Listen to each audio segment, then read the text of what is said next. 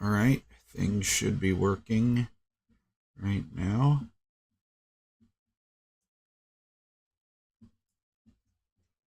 So I'm just eating breakfast. I can open up Discord and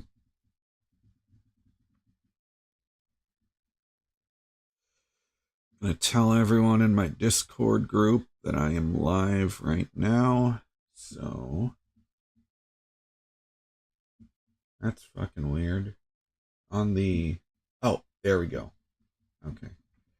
Now I just have to hit the share button and copy the link and then go right here. Type in...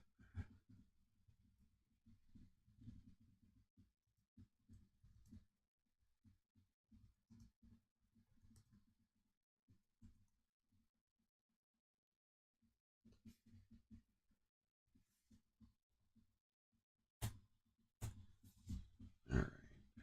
And go there.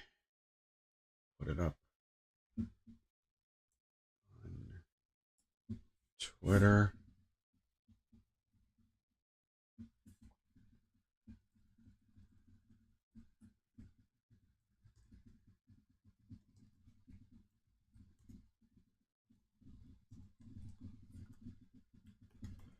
Okay. Post. And then...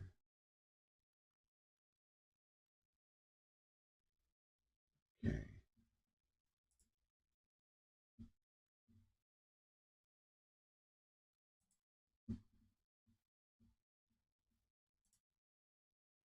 All right. Let's see here. Cosmic Clam is in the chat. So yeah, we started that goal yesterday. We had that streaming goal, YouTube thing, where we get 10 super chats or tips or the Streamlabs link, I will start The Witcher 3. We had 7, so once we get 3 more, and anyways, I'm just having breakfast. I got some oatmeal, and I finally had some bananas at the grocery store to add to that. So this should be a lot better than the first time I made it.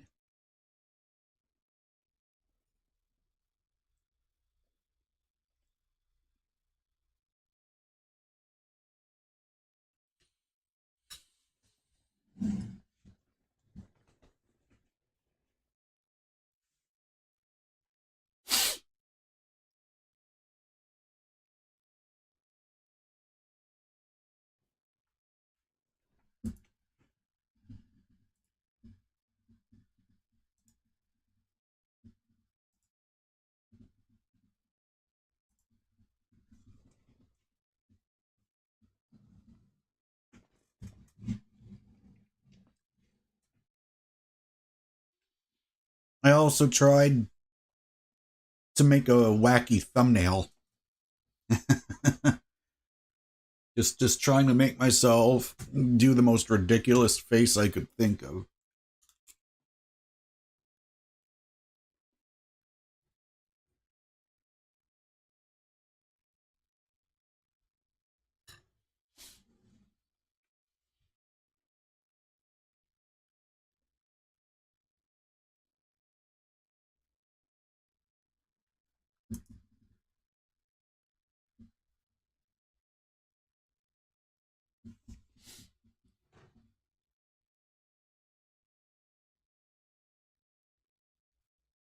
Welcome to the stream, E.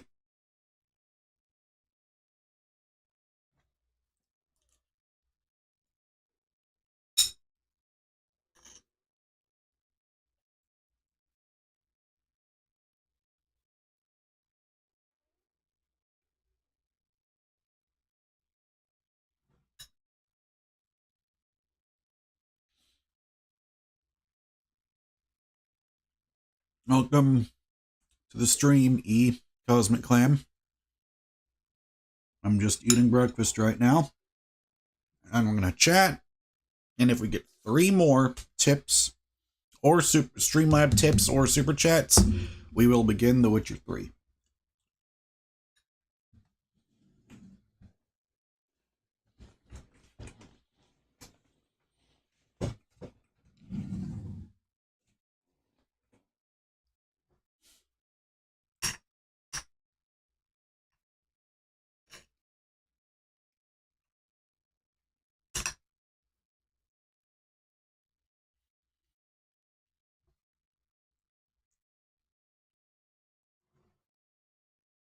I think I might have messed this up again because I think I didn't add enough milk. Because it was 1 cup of milk and then 1 3/4 cups of oats. So, whatever. It's still, it's still good for me.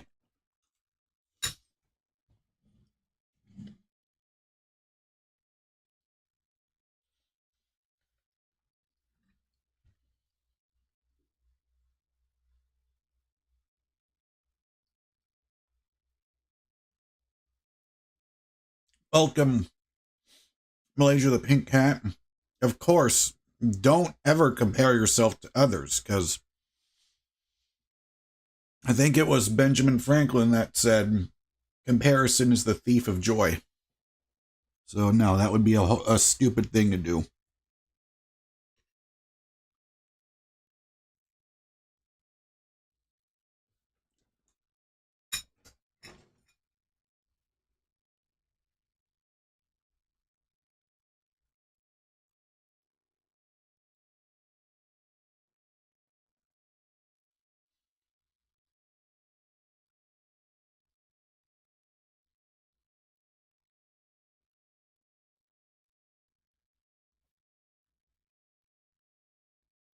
Now, that doesn't mean that I slip up and I start comparing myself to others, but if you start doing that, you just got to catch yourself.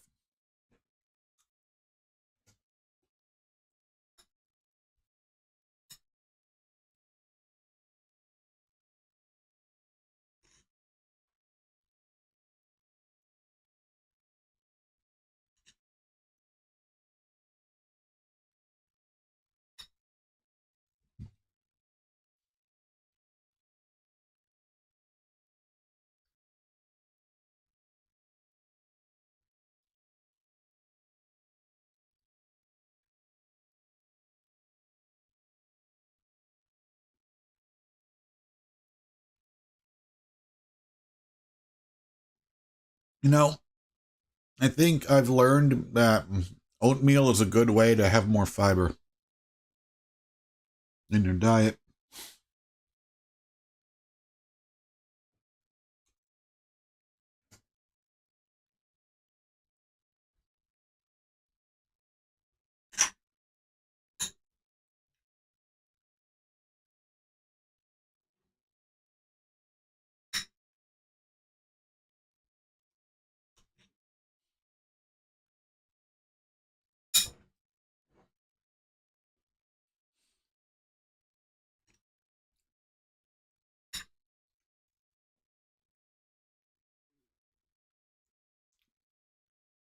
Because I always wondered when was the best time to live stream, because I don't know if like more people show up at night or in the afternoon.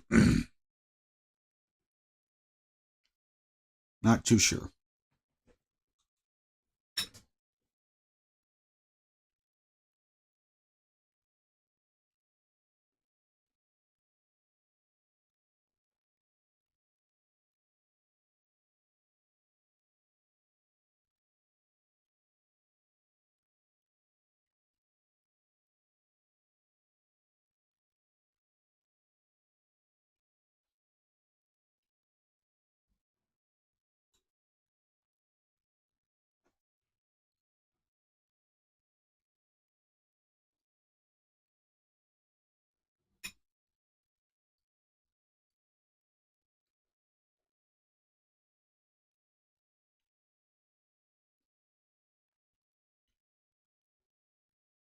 Inam Khan says brother love from Pakistan. Welcome. Lewis Baker's here as well. This is the smallest number of viewers I've seen. Everyone must be busy with Christmas stuff. Yeah, that's probably true.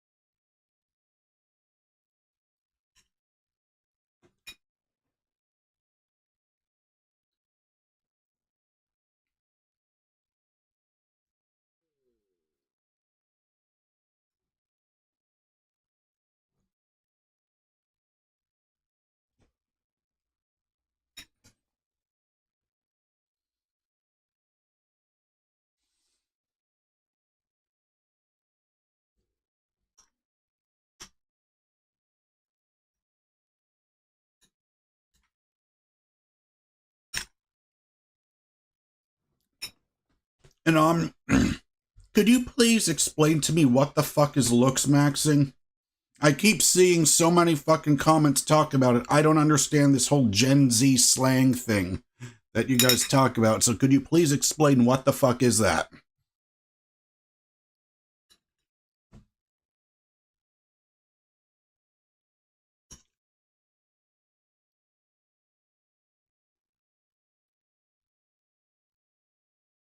Because I'm just an old man millennial that doesn't understand what all the kids are talking about these days.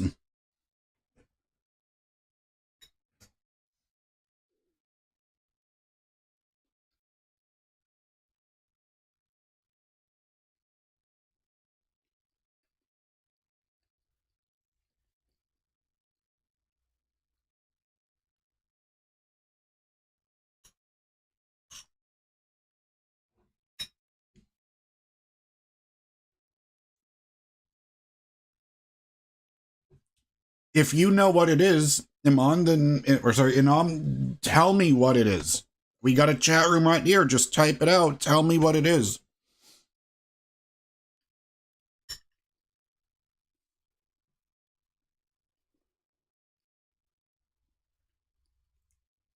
Because to me, it just sounds like some fucking... Of course, you know, but never judge a book by its cover, but just from seeing that word, it just looks like some stupid Gen Z, gym bro bullshit.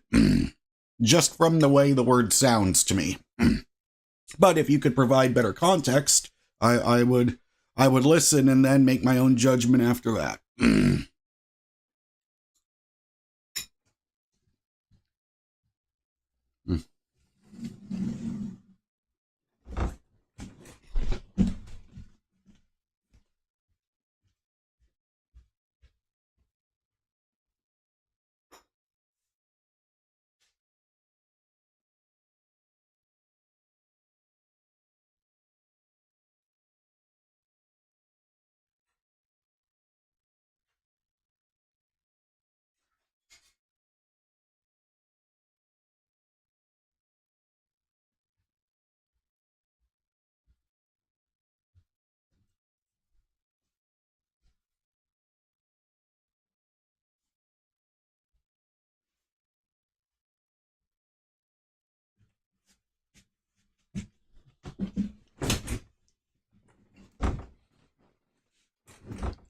Oh. Lewis is saying, if you don't know what looks maxing is, it's a good sign your soul is uncorrupted. All right.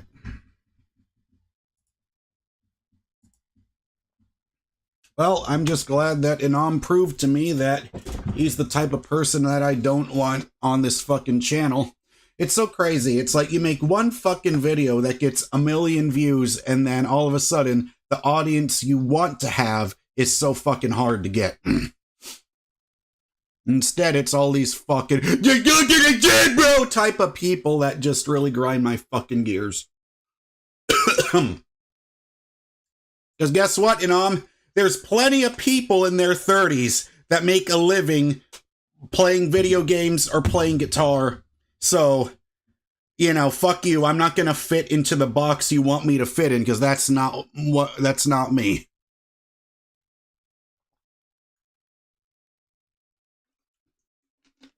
Because guess what?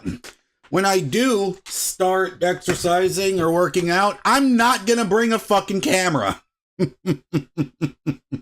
Just to spite those fucking people.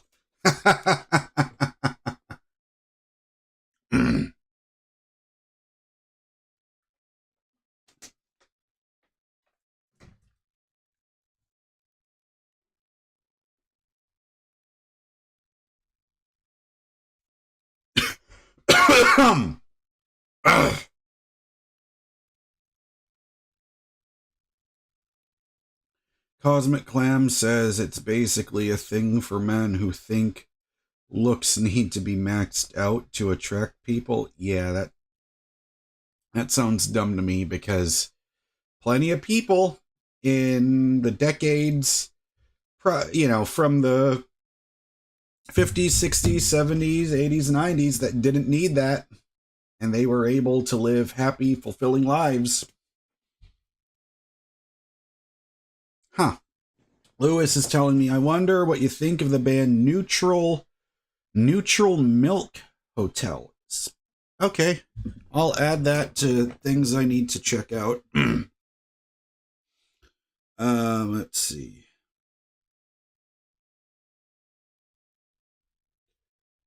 Neutral Milk Hotel.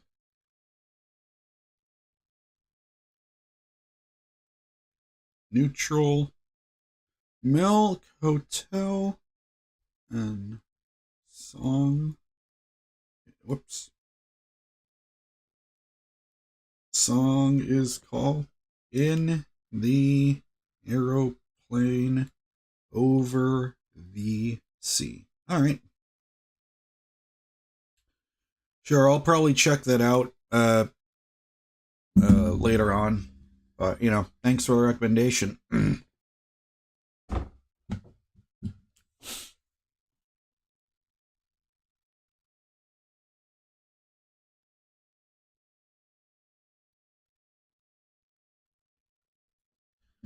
Let's see here.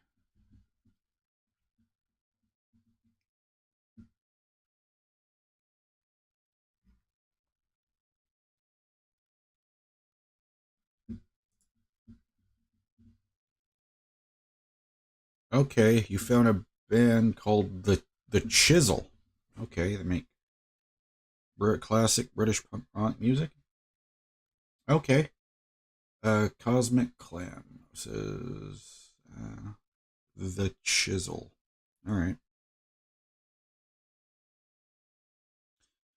Because on Spotify, I saw some recommendations that, looked pretty good to me. There's a band called Magic City Hippies. There's another band which probably has the greatest name for a band I've ever seen. They're called Post Sex Nachos. Probably the greatest band name in history ever since the Dead Milkmen. RX Flex, I'm doing pretty good. We had to get rid of one troll, but other than that, we're doing pretty good. But, we set up that YouTube goal thing, because that's a new feature they got. But I'm just deciding to not use the chat room feature, and I'm just counting it down. So if we got 10 super chats, I would tell them, I told everyone we would play a game, and then I had them vote between The Witcher 3, the PS2 game, WWE SmackDown Shut Your Mouth, or Doom Eternal, and The Witcher 3 won. So pretty much we have 3 tips or super chats left until we start The Witcher 3, and So then I'll be doing that, and then probably the amount of viewers will go down from 11 down to 1.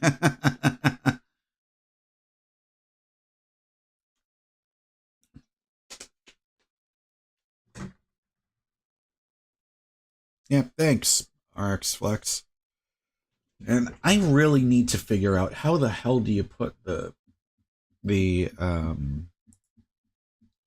is that actually a thing you could do? Is that a Streamlabs feature?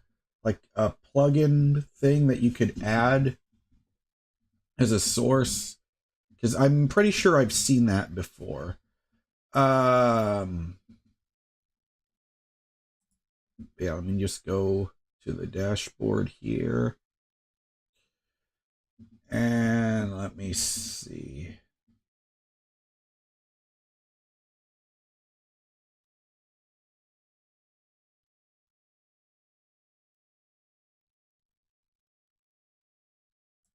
There we go, chat box.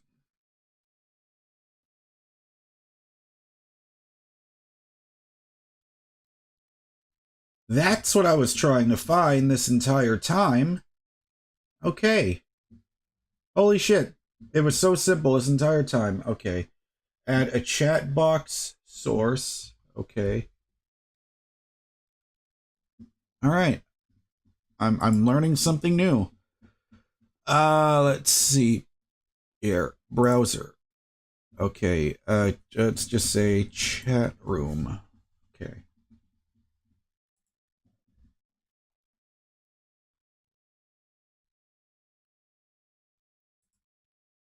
Okay. The URL. Yes.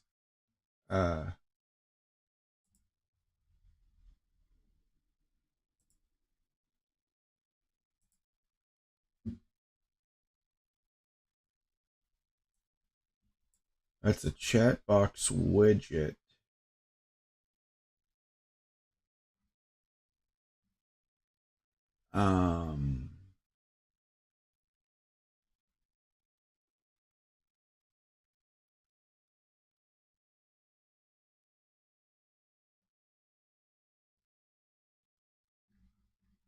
Okay.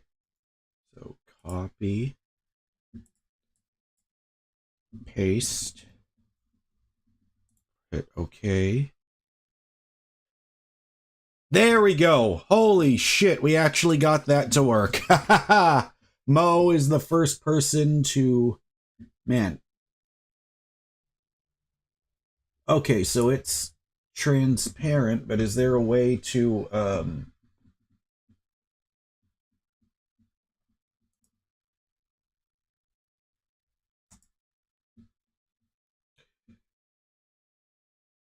Stream Elements has Streamlabs. Yeah. I've seen it. Because I'm using the Streamlabs dashboard right now.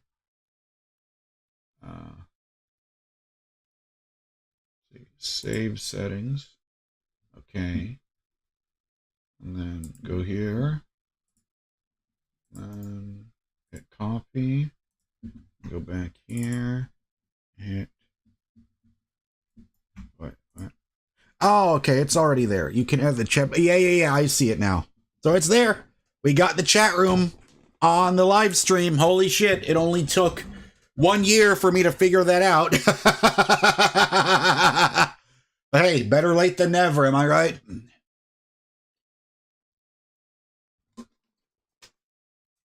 Well, anyways, that oatmeal is making me have to take a big old shit. So I'm going to,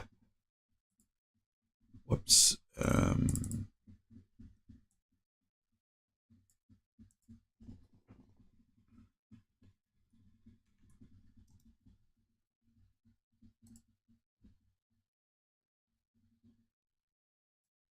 Oh, whoops. Nope, that's not. Nope.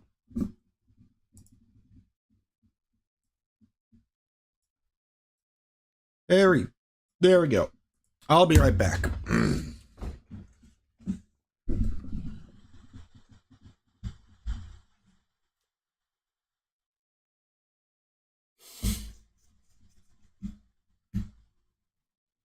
Well, I'm not 27 anymore. Angela. That was almost 3 years ago.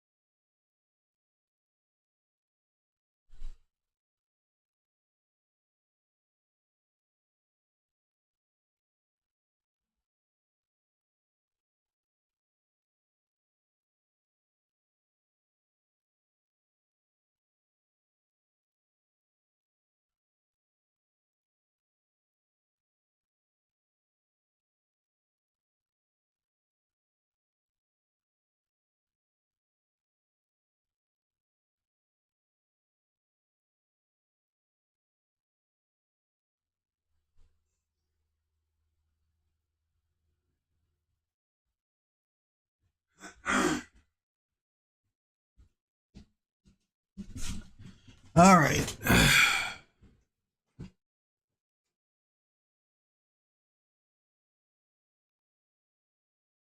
Let me see. Apollonia says you're lazy and you're not ashamed to admit it. Yeah, but as long as you understand that you're lazy and, you know, you're learning to make progress, or becoming aware of it is the first step. Let me see.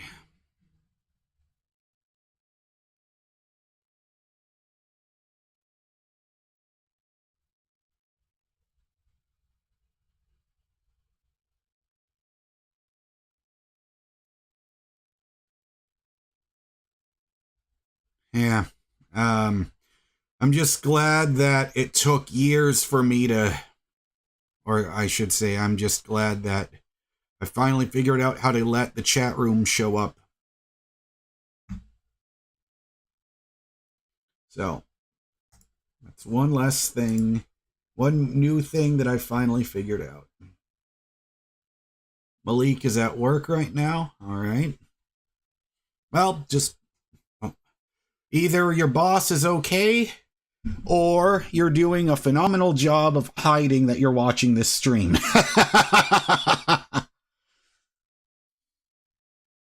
Because the number one step about learning how to not be lazy is becoming aware of it.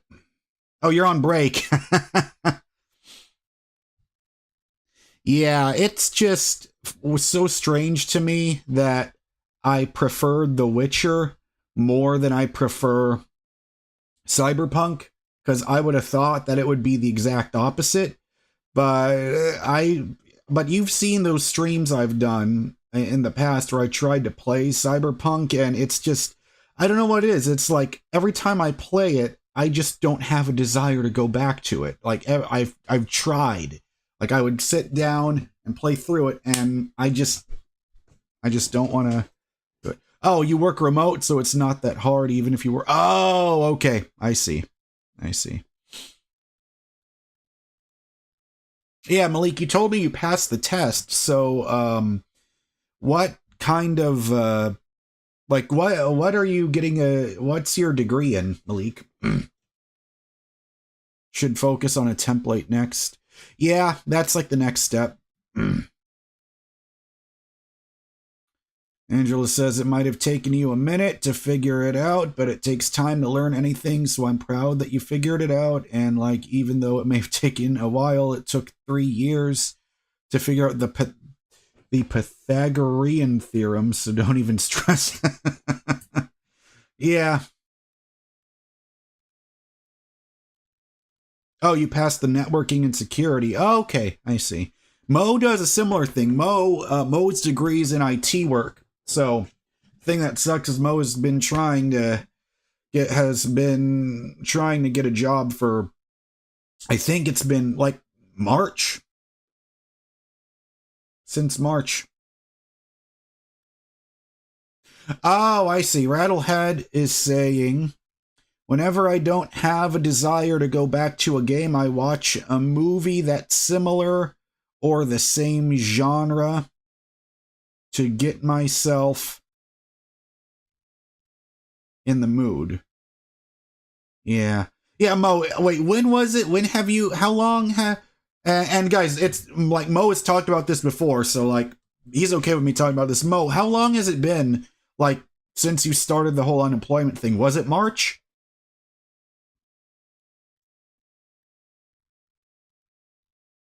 Malik is saying, since March, I'm fucked. Not with that, well, I mean, with that attitude. Remember, Joe Dispenza.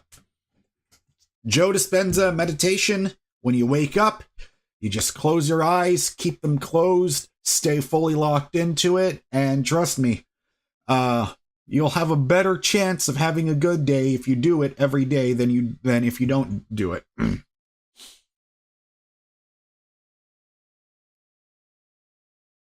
But we're gonna see if we can find some internships. I see.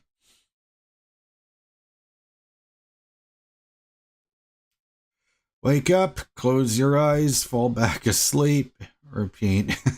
Well, that's the thing. It takes a long time because ideally, the one thing you can do is if you try meditating, even if you don't necessarily want to get out of bed, like what I do, because my bed is like pushed to the corner, I just keep a pillow on the next to the wall and just like make sure I'm sitting up, like my back is up straight, but I'm still laying down on the bed. And the thing that I also do to help is I wear an eye mask, so that also helps too.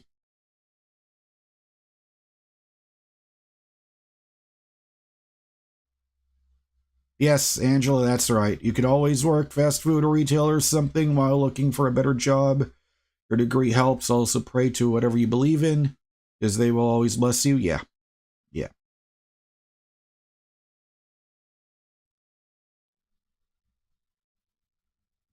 Oh, it was April. Yeah. You talked to a recruiter. Things should pick up starting January, early February. Oh, that's good news, Mo. That's great to hear.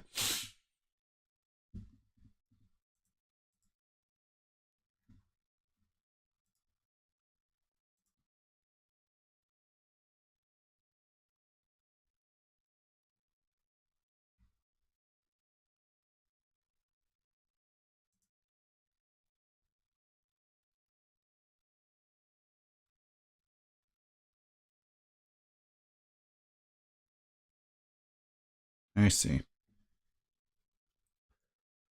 Yeah, that's the thing. Like, I hated fast food and retail so much. That's why, as soon as I started Uber driving, I said I'm not looking back. But, I'm kind of in a chicken or the egg situation right now because the only way I can have a car is by renting cars. However, it costs $420 a week from Hertz in order to rent a car. And so that means I'm only breaking even. So at that point, this entire time, this entire year, I've just been working for Uber just so I could have a car.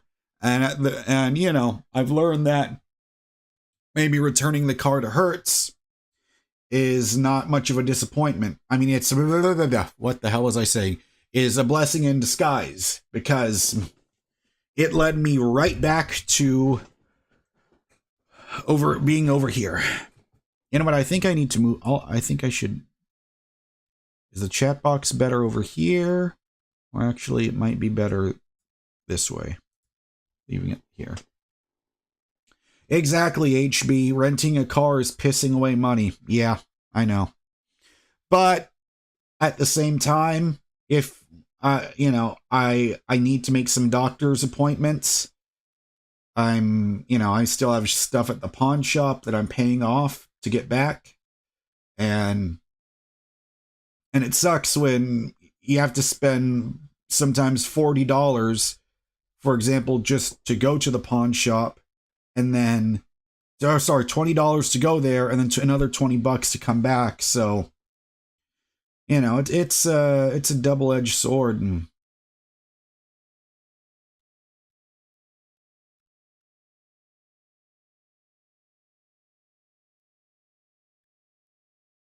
ah, Rattlehead says you've been thinking about getting a job, commercial driver's license for truck driving. Yeah, for me, uh,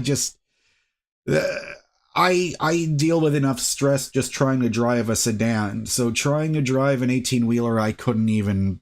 I mean, hey, respect to anyone that can do that for a living because it's grueling work.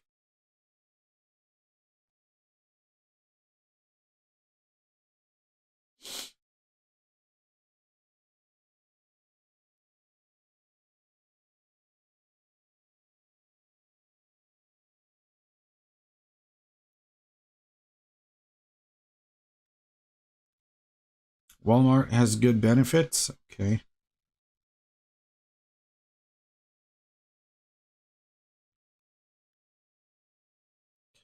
Yeah, it's not exactly, Malik. It's not going to be forever.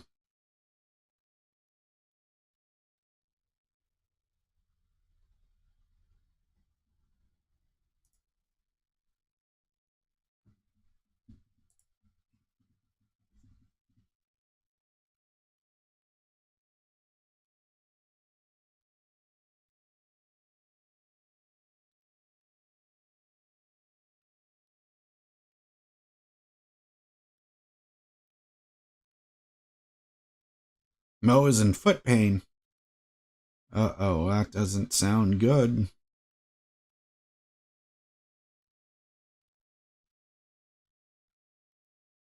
Amiga 1200 still have the Damien.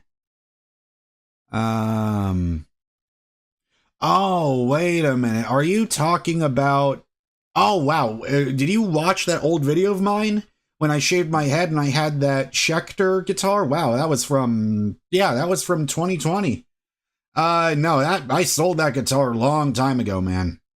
And it's... Yeah, I miss that guitar. It was great. I feel like Schecter is one of those guitar brands that make just amazing value for the price they have, because I loved it. You know, it had a very smooth like neck heel where you could very comfortably reach all the higher frets, because for me, that once you get used to guitars like that, it's so hard to go back to, even though my only guitar right now is a Kramer, like their Kramer's version of a Strat has that neck heel. I stick with it. Number one, so far it's my only electric guitar, but number two,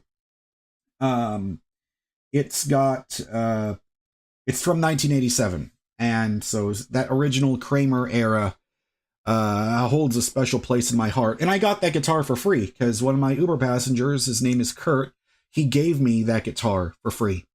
And so I'm forever thankful for that. But yeah, Amiga. This is what I got. Kramer from 1987.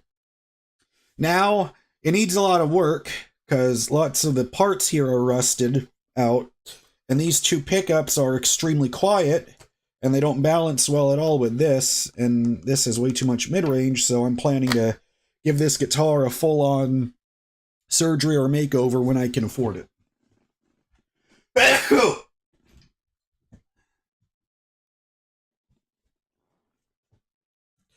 Well, I mean, they're not low. I mean, I've only had him as a passenger one time, but, you know, I was very shocked that he did that for me, so. Oh, yes, thank you. You said bless you because I sneezed, yeah. Especially with the way Texas is right now, like, it was around 30 or 40 degrees yesterday, and now it's 60 degrees today, so the constant weather changes... Like it triggers my allergies a lot, so we're gonna have to be dealing with that.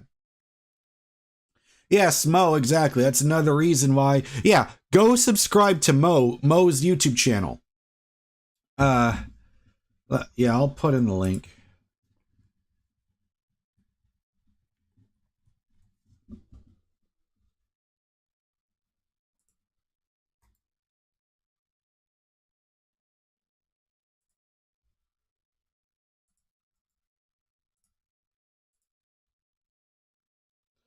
Yeah, I just put up the link. Whoops, I just put up the link to Mo's YouTube channel. And remember, our stream goal is almost complete. So we had 10. The goal was if we get 10 Streamlabs tips or super chats, we will play The Witcher 3. Because yesterday I set up a poll for which game we want to play, and The Witcher 3 won. It wasn't. I mean, it was getting kind of close, but because I remember The Witcher 3 had 4 votes, Doom Eternal had 1 vote, and a WWE SmackDown PS2 game had 3 votes. Did I listen to SZA's new SZA? Wait. Who? I don't know who that is.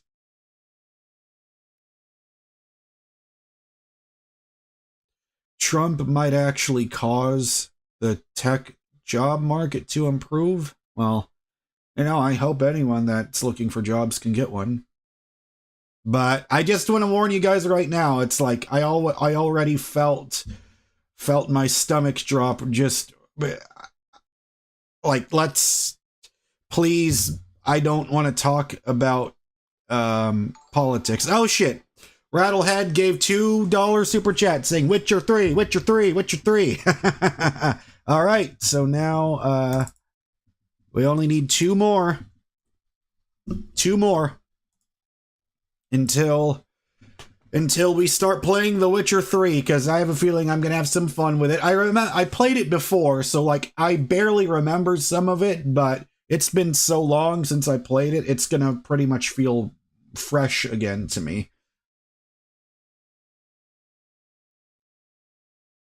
Yes, thank you, Rattlehead. So yeah, you can go in the super chats or that Streamlabs link. I have the link written down here, and it's also in the description as well. You could see me driving an AT. Yeah, you could see that. I can't.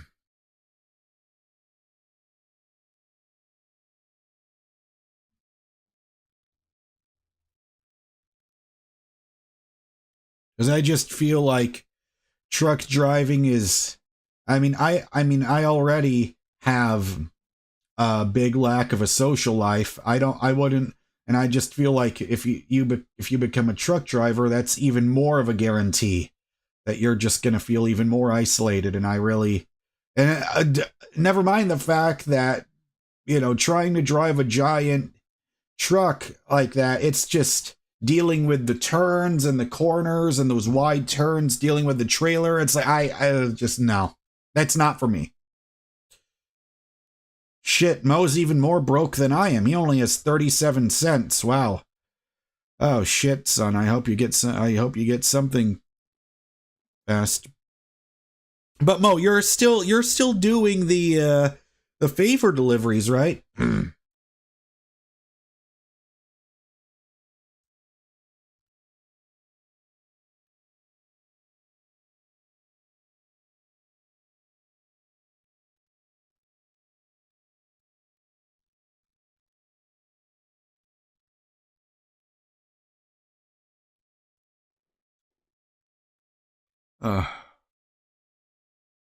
Getting itchy.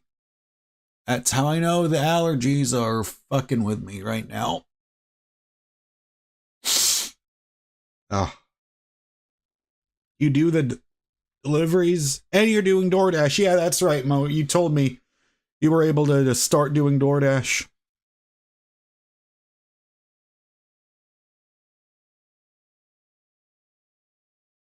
Angela has to leave. It says good luck to you, and Malik, good luck to you too. All right, thanks for watching the stream, Angela. See you next time.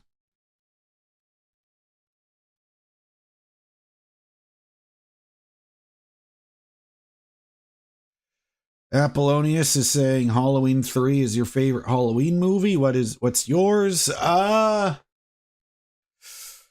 if you're saying Halloween, I mean, I have to go with the first one.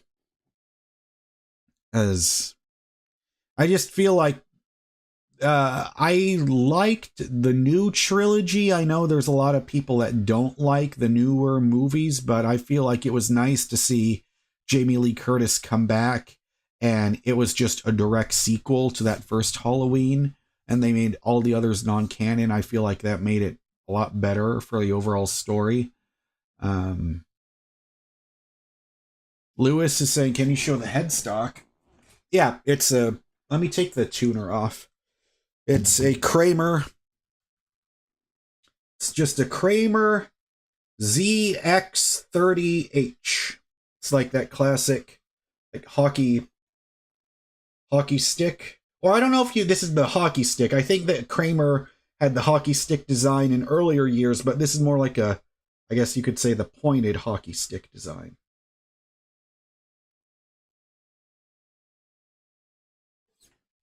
But the first thing I really want to do is I think the first upgrade I need to do on this guitar is I need to change out these tuning pegs here, because I don't know if the camera's picking that up or not, but these tuning pegs have so much rust on them that like sometimes it can be really difficult to keep this guitar in tune. And you know, because it's from the 80s, I couldn't, of course the guitar is just solid black. It's not necessarily a flashy 80s color, so I compensated for that by getting a Pepto-Bismol pink strap, to, like, you know, embrace the 80s, to embrace the 80s theme.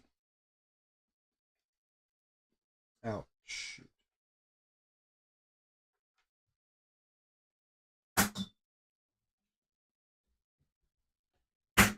Whoops. It's funny though, because these are made by Diodario. This is a very cool, like, locking strap, because sometimes you would take off these strap locks and see, like, the strap, like the actual strap button itself, it also has a lot of rust on it. So I don't know why there's so much rust. Like, I don't know what state the original owner is from or had this in, but because the guy who gave this to me, my Uber passenger Kurt, and you know, we've texted back and forth a little bit. But you know, I have a horrible habit of not keeping in touch, because sometimes I get so stuck in my own head for a lot of times I forget to keep up with people. But yes, I agree with what Mo says. Stay positive no matter what. It brings better energy and vibes, and better things come. Yes, that's very true.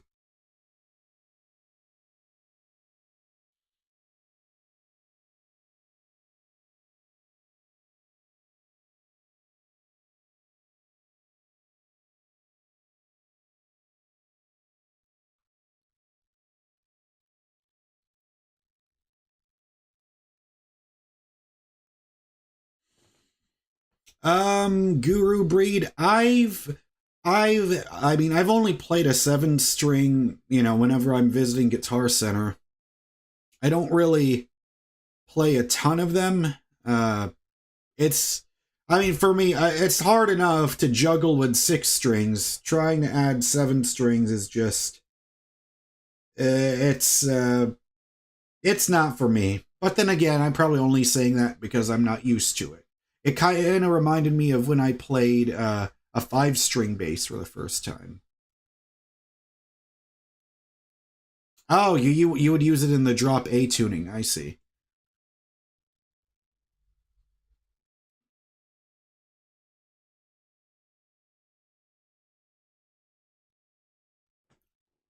HB says the guitar strap looks more calamine than Pepto. Um, Maybe it's just the camera, because from here it definitely looks like a shade of Pepto to me. Or I would call it the LeBron 20. If you've ever seen, like, the LeBron 20 shoe, whenever he was playing, made an appearance and played at the Drew League, like, he was wearing those pink shoes called the LeBron 20. They look kind of like that. Sick. I don't know if I'm saying that name correctly. Sixky says, "What's up? I'm doing good." Sixky, welcome to the live stream. We set up this stream goal on the last stream where if I get 10 Streamlabs tips or super chats, we will start playing The Witcher 3. And we just need 2 left. So we got 7 yesterday, and then Rattle had made a donation today. So we just need 2 left, and then we will play The Witcher 3.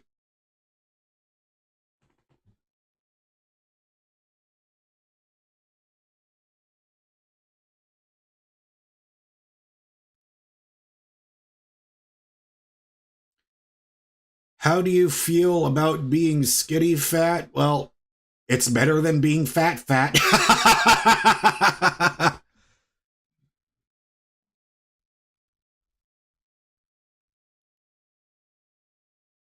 Wait a minute, Mo. Wait, what? It says, you don't know how people drink Mountain Dew. You saw a new flavor at the store and it had 100 grams of sugar? Oh, hell no. How the hell do you get 100? Wait. Is this one of the Mountain Dew energy drinks, or is that just the regular soda? Man, I'm so glad that I stopped drinking soda 3 years ago. Because the few times when I did drink soda, like when I would sip, it was like, oh God, what is that? It's like you could just feel the artificial ingredients and the sugar or the corn syrup or whatever they use, you could just feel it like flowing in your bloodstream, and it's like it turns me into Cornholio from Beavis and Butthead, and I don't like being Cornholio because you remember when Cornholio, he would always do this thing, right, where he says, "I am Cornholio, I need TP for my bunghole," if you remember that. If 90s kids know what that is. And now I just fucked up my hair even worse than it normally is.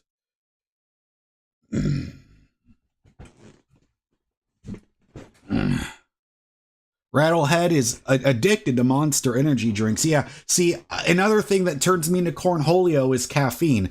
I am so grateful that, I actually started up this whole thing here. Let's see.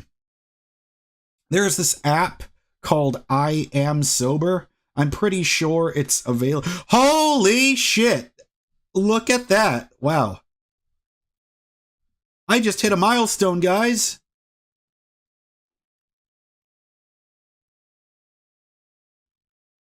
Oh shit, I don't think it's gonna focus. Is it gonna focus? Can you see that? Shit. Sure. Anyway, that says, yeah, I have been caffeine free for 100 days. And the thing is, it's like, it's not that I was drinking it all the time, but anytime I would drink anything with caffeine, my blood pressure would get like extremely high. Like it would be in the 140 and sometimes like 150 over 100 range.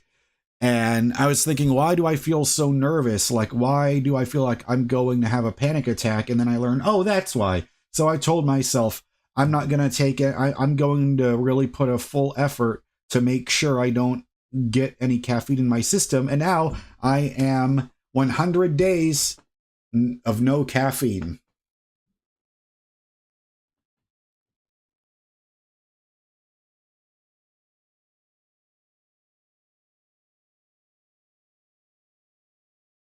You're 6'1" and 180 pounds.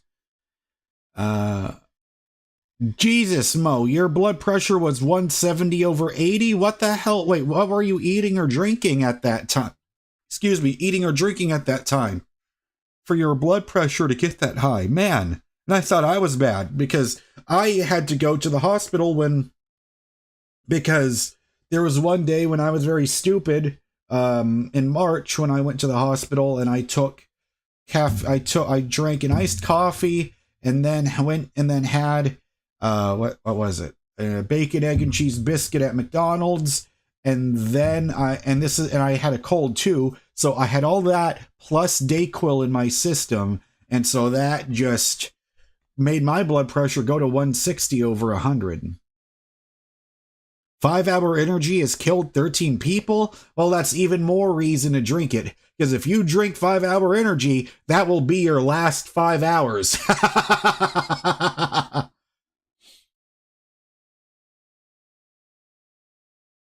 HB says, nicely done, Jaron. My only caffeine consumption comes from chocolate and tea. Wait a minute. Chocolate with caffeine? Where are you getting chocolate with caffeine from? I've never heard of such a thing.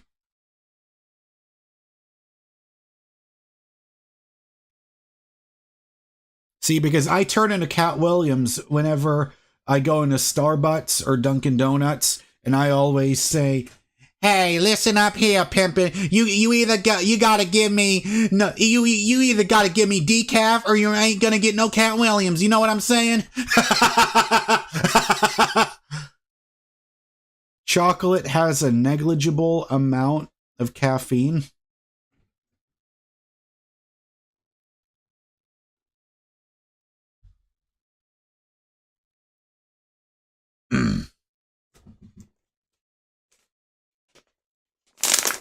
Alright, I gotta throw this bottle out.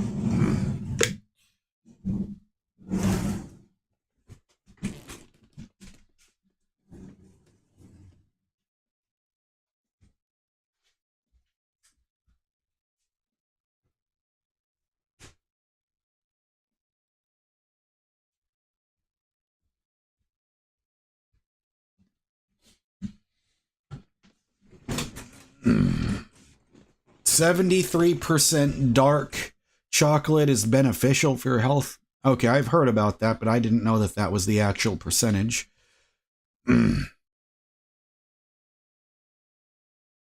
Oh, yeah, Cosmic Clam. I remember that. Yeah, because I remember one of the last times I had caffeine, I did drink that. Yeah, they had like this caffeinated lemonade. It was called supercharged caffeine. Yeah, it had, I think, 200 or 250 or 300 milligrams of caffeine in it. I had that. I was tweaking like a motherfucker.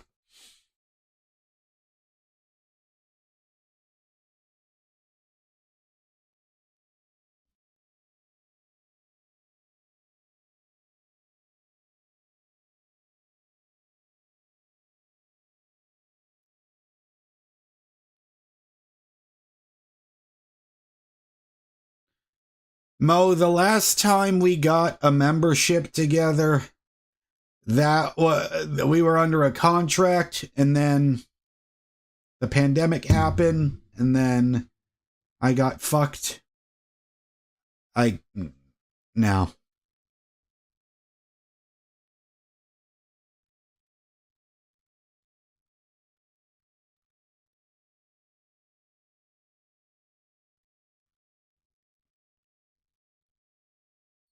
I believe it, though. It had 3 Red Bulls worth of caffeine, and it was refillable. Yeah. Yeah, we both got fucked by 24-hour fitness in 2020. That's when I learned, no, I'm not going to deal with fucking contracts anymore after that.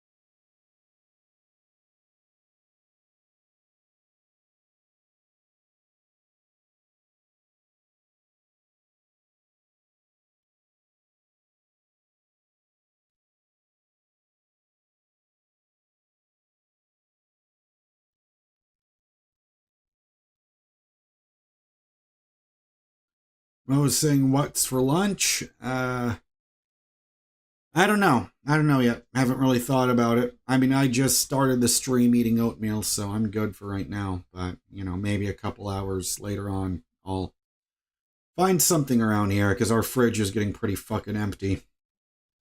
Unfortunately. Like, that's why I hate that the whole timing of this whole, the timing sucks for this whole thing. I actually need to check.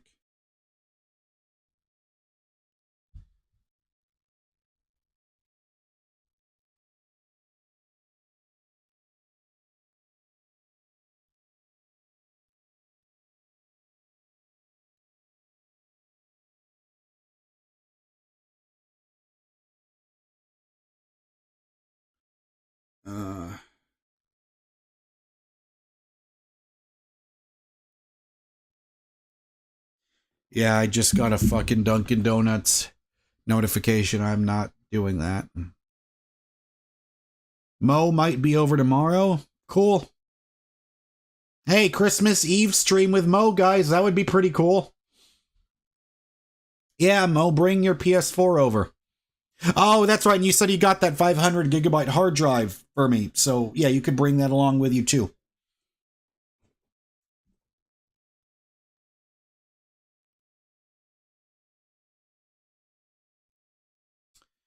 Izan says, hey, Jaren, have you been, man? This is the first time I'm watching you since August. Well, it's good and bad. Bad simply because Hertz forced me to return my Uber rental because that car got sold, and it wasn't until I was told to return it when I found out that all their cars that they use for Uber rentals are used by immediately get put up for sale. So at any time, you will be forced to return it. And guess what? They didn't have but here's the fucked up part. They had Uber rentals available, but there was a glitch on the Uber driver app where Hertz wasn't showing up at all. And so I was on the phone, called them up, and they told me that, oh, Hertz isn't showing up in our system, even though the guy at Hertz says we've got 3 Uber cars available. All you need to do is make a reservation on the Uber app. But it just sucks, though. It's like a lot of bad things stacked on top there. Like, number one, why the hell do I need to make a reservation on the Uber app? That seems like something they could fix up where you could just do it through Hertz or on Hertz's website. And why would I need to make a reservation? Like, I'm already there. And then it was even worse when I tried to ask when I'm calling Uber phone support to complain about that. They said, oh, there's nothing we can do about it, sir. Sorry for the inconvenience. And then I turned into every fucking stereotypical white person on the planet. And I'm saying this as a half-white person. And I said, let me speak to your supervisor. And he said, oh, the supervisor's not working right now. So I got so fucking pissed off. I slammed my phone onto the ground, called them every curse word in the book. And I'm so glad that the guy working the front counter witnessing all this at Hertz told me, hey, don't worry about it, man. I would have done the exact same thing if I was in your shoes. So at least he was cool about it. But that meant that instead of being able to drive home with a different car, and it took, I had to now, instead of driving home for 1 hour, I had to pay $47 for an Uber ride back home. Oh yeah, of course, because they screw people over with fees. And so then after I returned the car, and I had $0 in my bank account, they charged my account $700. So now my fucking bank account is negative $700, all because of Hertz. So, Merry Christmas, am I right?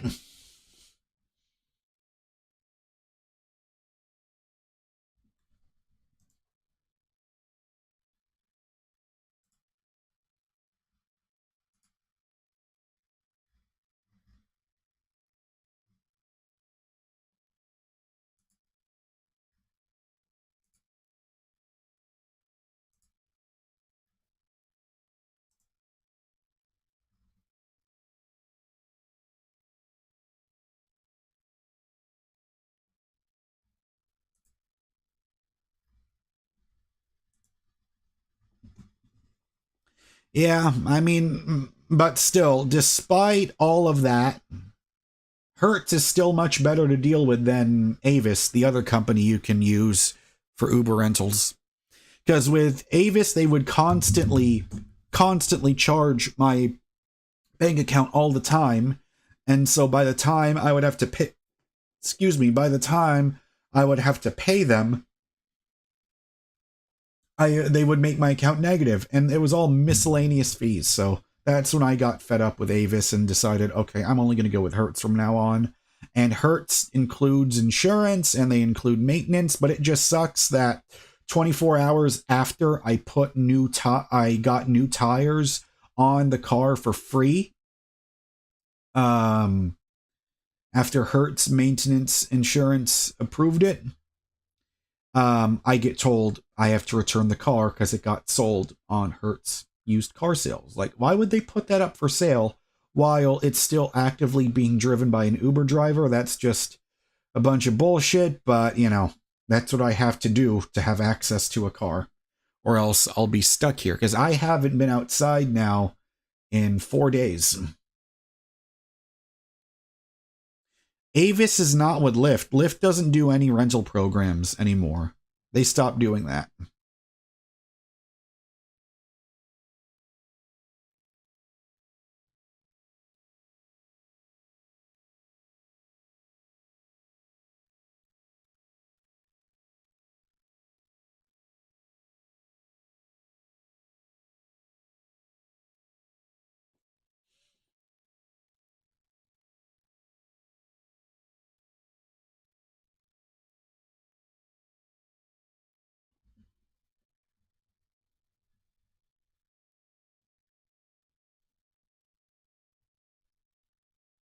Yeah, I have been keeping up with the Rockets is on.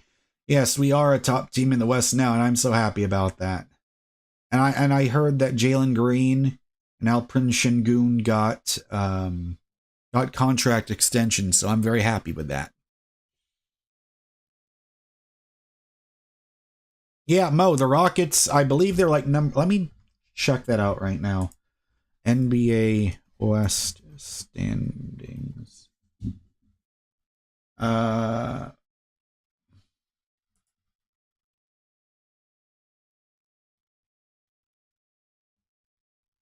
yeah. Oh, really? I did not know that. The Grizzlies are number 2 now, and the Rockets are number 3. Yeah. Yeah, Thunder number 1, Grizzlies 2, Rockets 3, Mavs 4, Nuggets 5, Lakers 6.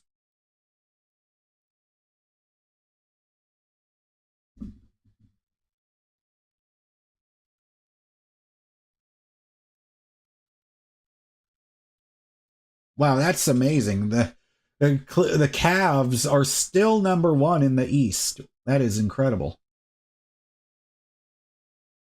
Celtics 2, Knicks 3, Magic 4, Bucks 5, Heat 6.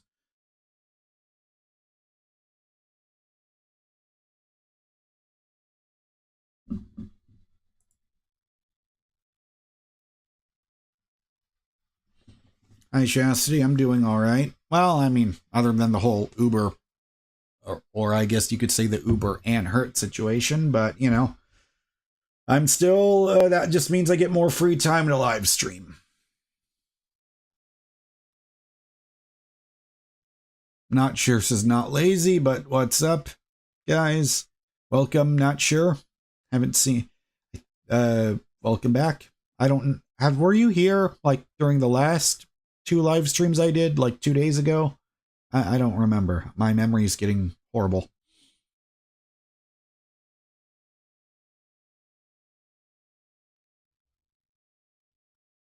You were, okay, yeah, yeah.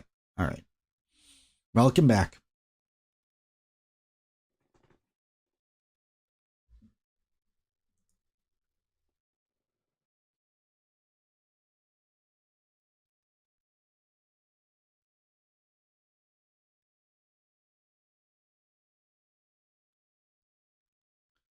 All right. Thanks is on. Thanks for watching the stream. And yes, I'm going to pretty much be stuck at home for Christmas and New Year's, but that's better than uh better than being homeless.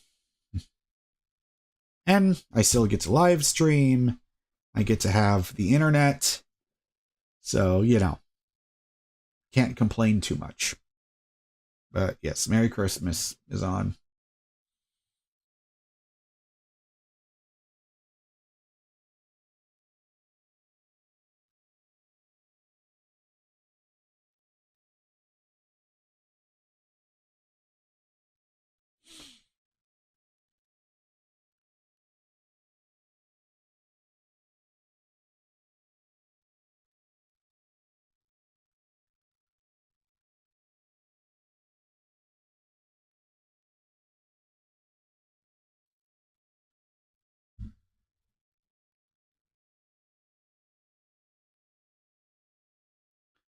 What's the best generation of PlayStation? Uh, damn. The best generation of PlayStation. Uh, I mean, they're all so distinct for me. But I never had a PS1, and I got the PS2 in 2005.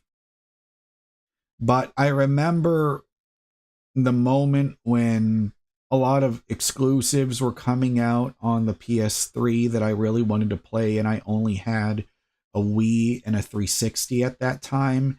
And so I remember 2012 getting the PS3, saying, wow, I've arrived, and my mind was blown being able to finally play Uncharted for the first time, playing Infamous for the first time, being able to play Ratchet and Clank again for the first time in years.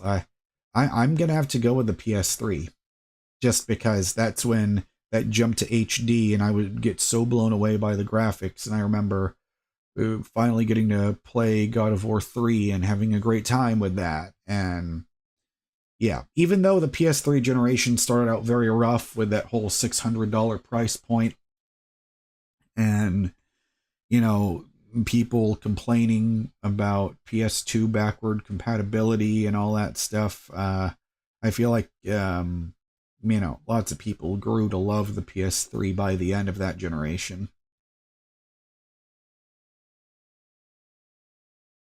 Because I really feel like for my generation, the millennials, I feel like the jump from PS2 to PS3 or Xbox to Xbox 360, I don't know when we're ever going to see that huge of a leap in between generations like that ever again.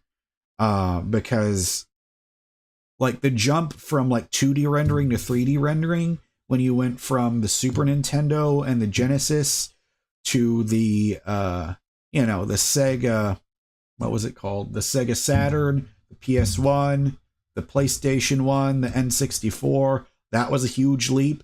Whereas these days, I don't really know. Like, it's nice that you absolutely do see improvements, but they never felt like a huge giant leap. Or maybe it's because I was a kid back then, and seeing that generation change was such a huge deal for me. And because I've been through a lot of generational, different console generations now, I don't feel that same excitement anymore. Maybe that's just what being an adult is. I don't know. But yeah, that was just a special moment. Like going from N64 to GameCube, and then seeing the Wii, and then finally getting a PS2 in 2004. Like those were special moments in this gamer's life.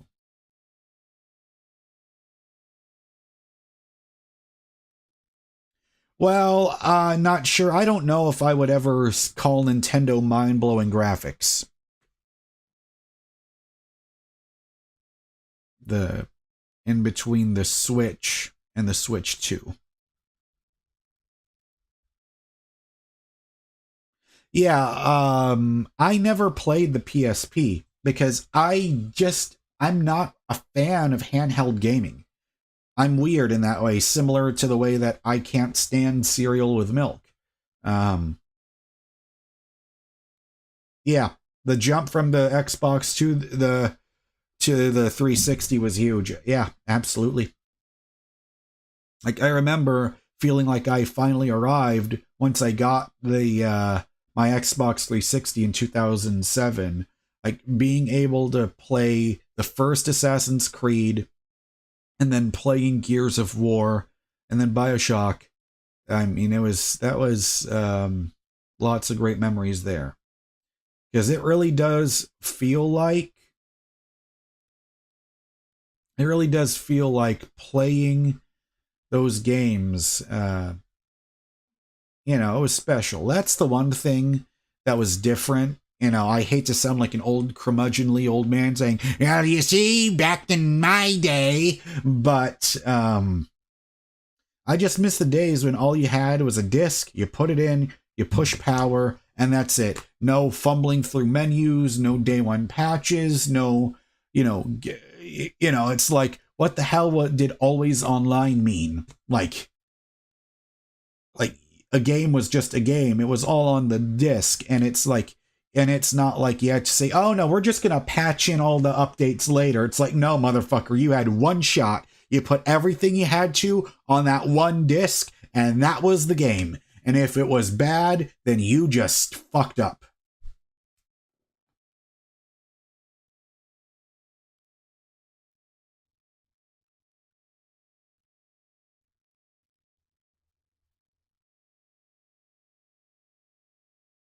Atomic, you have to remember though, I was 7 years old, and so I never got to witness the changes in transition like that. I wasn't following gaming news or anything at that time. So if I was, and I was a bit older, because I felt like by the time the 360 and PS3 came around, I was already old enough, and I was a big gamer. I was following gaming news. But when I was 7, like, I didn't know anything about about new console generations showing up.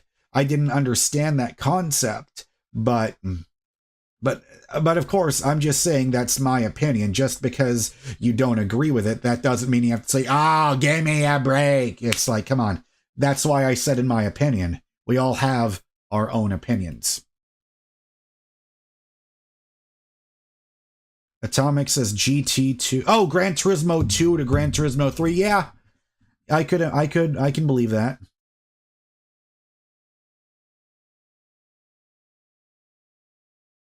Well, yeah, not sure. The 360 absolutely.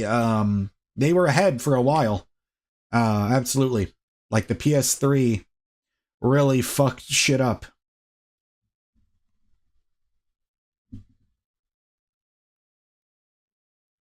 Yeah, it wouldn't surprise me.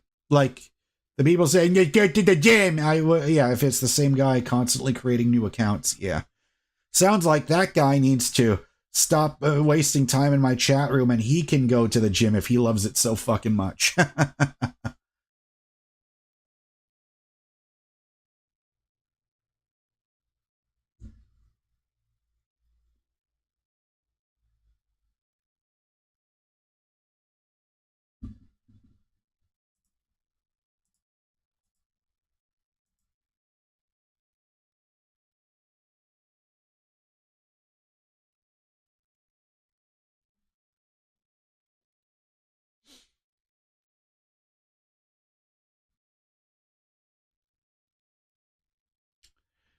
Xbox One being the worst generation.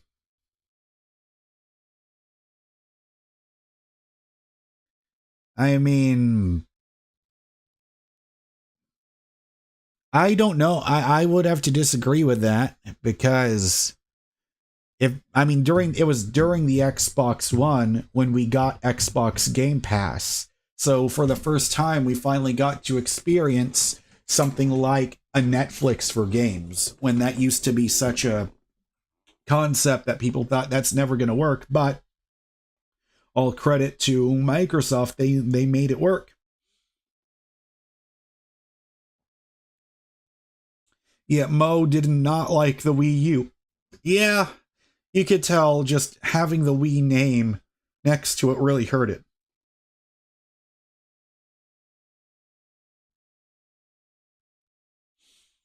Yeah, that's why I was really happy to see Nintendo bounce back strong when they came out with the Switch.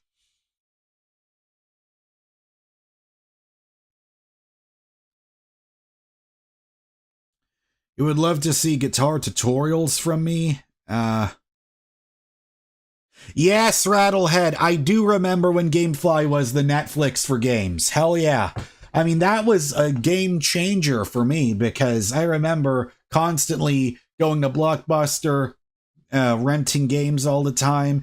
And so my mom was so relieved. It's like, okay, so you mean you're telling me I don't have to pay $7 or $8 for you to rent a game for 5 days anymore? Instead, it's just going to be, I think at the time it was $15 per month to get unlimited games. You can keep them as long as you want, send them back in the mail. Yeah, I'm shocked though. GameFly is actually still in business. Yeah. Sacred Elemental, I love the new Superman trailer. And yeah, I don't have any complaints about the suit. I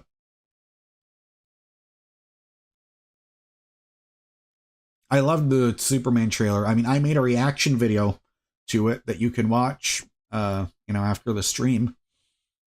I made sure to do it early, but the thing I love is that we're finally getting the bright, hopeful Superman back, and James Gunn, like, in my opinion, James Gunn has had a perfect track record. Like, all the comic book based movies that James Gunn has done, I have enjoyed all of them. I love the Guardians of the Galaxy movies. I loved his Suicide Squad movie. I loved Peacemaker season 1. Looking forward to season 2. I have not watched Creature Commandos yet. I need to get into it.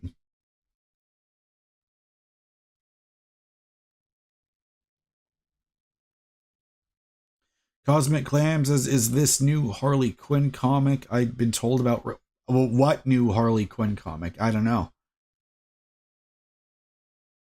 I'm not really keeping up with comics at all, so I have no idea what you're talking about, Cosmic Clam. Well, Sacred Elemental, the thing is, I'm just glad that Henry Cavill is happy and he made a deal with Amazon to bring a Warhammer series or create a Warhammer universe for Amazon Prime Video. Okay, so your Mo's mom also eats the cereal by itself. Yeah, I'm the exact same way. I always hated the taste and the texture of milk with cereal. And it's funny because I can eat oatmeal with no problem, but I can't stand that. Like for me, like the first time I tried, I was like, nope, fuck that, not for me. I know, that's probably the weirdest thing about me. Not sure. As far as food goes. No, Paul, I do not watch anime. Yeah, that's why. See, it's like Cavill, like Henry Cavill being a big nerd. I love seeing that because I mean, as an actor, for him, what a dream come true. He got to play Superman. He got to be Geralt of Rivia for The Witcher, and he's such a nerd that he said, "Fuck this show, I quit." Once he realized that in season 3 and season 4 they were going to stop respecting the books, stop being faithful to the source material, so he said, "Fuck it, I'm out." And now, and you know, I hate that he got screwed, but it was all about WB management and all this crap. But I'm just glad he's finally getting to be in charge. He gets to be the executive producer to create a Warhammer universe, and he already, like, in old interviews I've seen of him, he talks about that how much he loves Warhammer. And me, I feel like this is going to be a good jumping on point because I don't know jack shit about Warhammer. So whatever TV series he's going to make for Amazon Prime, you know, I'm looking forward to that.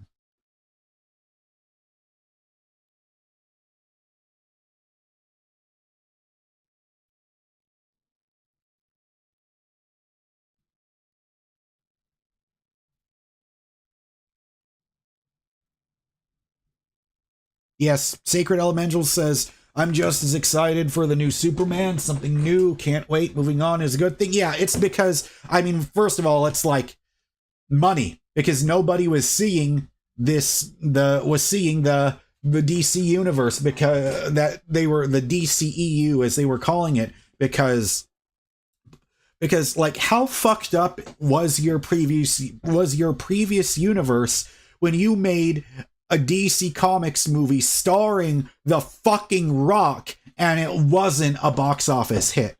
Like, that's the first time in years The Rock was in a movie and it wasn't a giant box office success. That's how fucked up the DCEU was. However, I will say, with that Black Adam movie, I think the other thing I loved in that movie was I really enjoyed seeing Pierce Brosnan as Dr. Fate, because I grew up with Pierce Brosnan as James Bond, so I felt like it was really cool to see him in that. But I hated that little tease when you saw Henry Cavill as Superman, and you thought, okay, we're finally gonna get a new Superman movie with Henry Cavill back, but it's like the last thing we ever heard him say was, "Black Adam, we need to talk," and then that was it. But whatever, it's fine, because he had to start over, and for years, oh god, my allergies are kicking in again. But for years, it just felt like so many people kept trying to say, DC needs to have their own Kevin Feige. Like, one guy overseeing, curating, in control of the universe. And I'm so glad that it's James Gunn doing it. But, you know, because James Gunn has more experience, you know, on the creative side, you know, writing, directing, but they needed someone else to produce with him. So I'm glad that they made Peter Safran, who's a guy who produced Aquaman and he produced The Conjuring. You know, he's been producing movies for a long time, and him and James Gunn have known each other for a while. So I'm just really glad that you've got James Gunn handling the creative side, you got Peter Safran handling the business side of things. So yeah, I'm happy. Like, as soon as I found out James Gunn is going to be the main guy, like the co-CEO of a brand new division called DC Studios. It's like, finally, it's like you're doing what the fans have been telling WB for years. Thank goodness. So now that's why that first Superman trailer I felt was so fucking important, because that trailer had to stick the landing, and the movie also has to stick the landing because it's the foundation for a brand new cinematic universe. Sacred Elemental says, James Gunn, can we trust him? Yes, we can. Absolutely. Like, just the fact that, like, you know, James Gunn is going to be in charge of DC. Henry Cavill is going off and doing Warhammer, like being the guy saying, like, pitching it to Amazon, them accepting his pitch, saying, okay, go ahead. And now he's like, man, well, Henry Cavill has got to be, amongst nerds, he's got to be the luckiest actor in the world. Like, anyways, yeah. I feel like Henry Cavill gives everyone else hope, you know, just because if you're a guy who grew up as a nerd, loves video games, loves comic books, you know, things that you could put under the category of nerd, and then he grows up and he loves acting and gets to combine those two things, man, that's just, I'm so happy for him.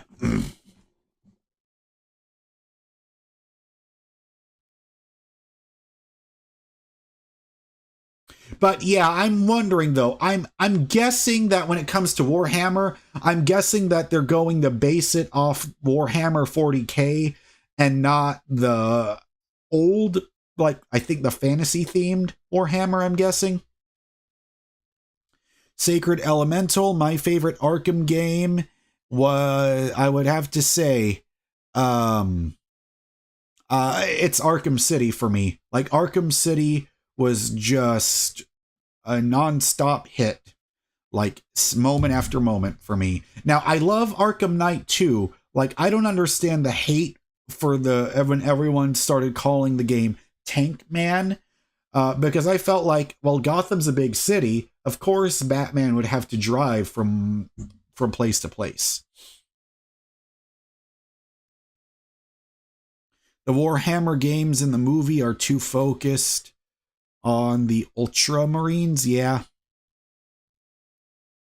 But that's why I'm really hoping Rockstar learns from their mistakes from that Suicide Squad game that they made, which nobody asked for. Like, the thing is, sure, the Suicide Squad game could have been good if it wasn't a fucking Destiny knockoff. A poor attempt at it. That's why the Avengers game didn't work either. Because, like, Rocksteady, like, come on now. And so, but I heard that the main guys that were there during the Arkham Knight trilogy, or the whole Arkham trilogy, Sefton Hill was the main director. He just went crazy and he decided that this game would be a good idea, and now he's gone. So whatever, you know, so Rocksteady in some ways is turning a little bit into Naughty Dog, where the main it's not just going to be about one creative guy anymore. Now it's about the entire team of people, like, stepping up to the plate now, putting in a new director. Similar with God of War, how it was Cory Barlog that made the 2018 game on the PS4, and then you had Eric Williams for the next game. So whoever's doing it. But speaking of DC games, corporate greed, yeah, because that's the thing. Like, I heard that that whole Suicide Squad Kill the Justice League game, it just reeks of corporate interference getting in the way of the creative side. Sacred Elemental, don't listen to that. Don't listen to that.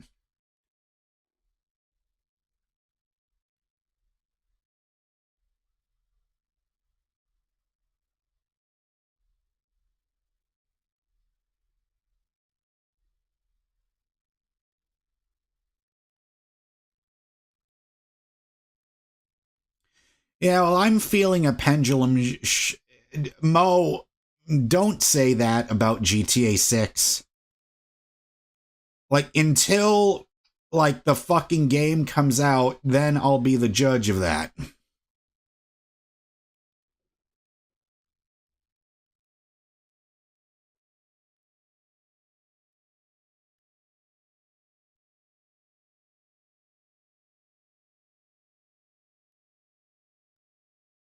Because Sacred Elemental, I loved the last. I really. It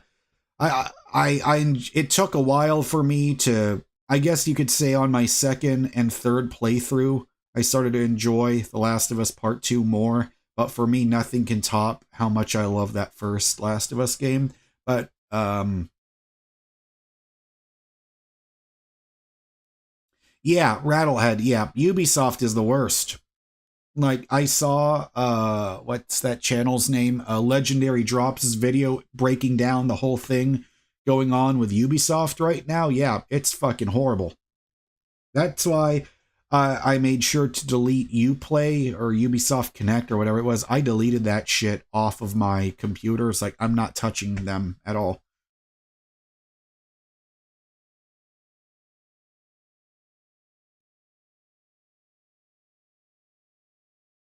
Yeah, Rattlehead. Ubisoft is absolutely worse than EA. It's funny, like there's always a pendulum shift.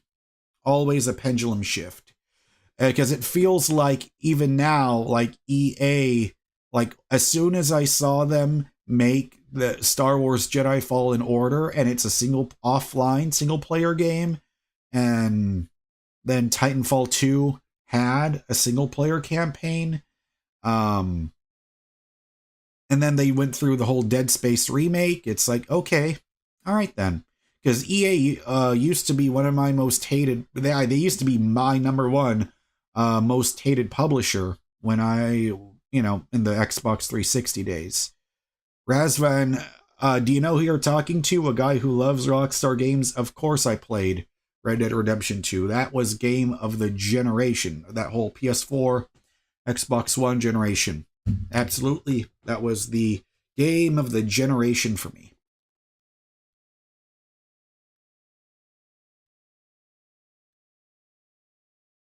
But hey, Sacred Elemental, it says you'll be turning 27 tomorrow. Happy early birthday.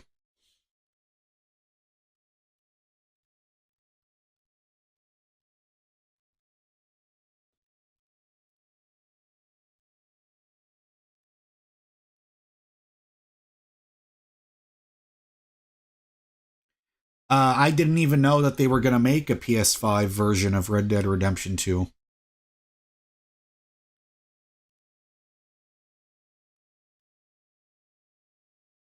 Oh, no problem, Sacred Elemental.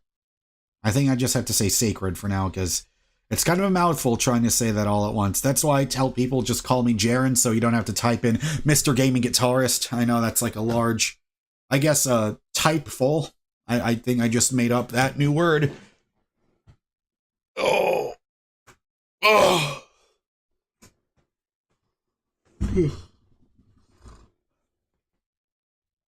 Don't you just hate it when you're yawning from just sitting down?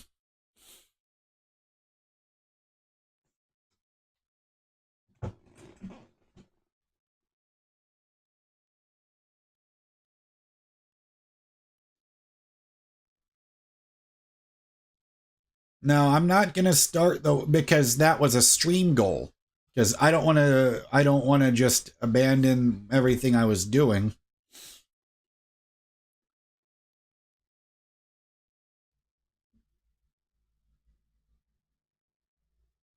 I see. Vegetarian. You never play. Oh, never played Red Dead 2 before. Oh, you're gonna love it. You are going to love it.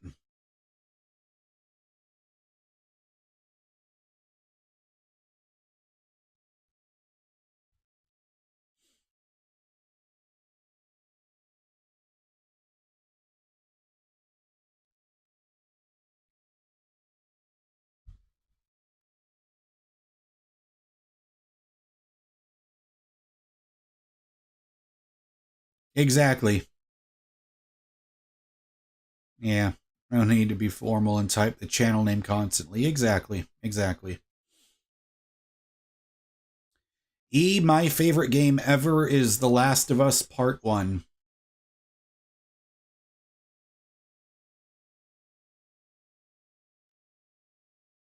I gotta use the restroom. I'll be back.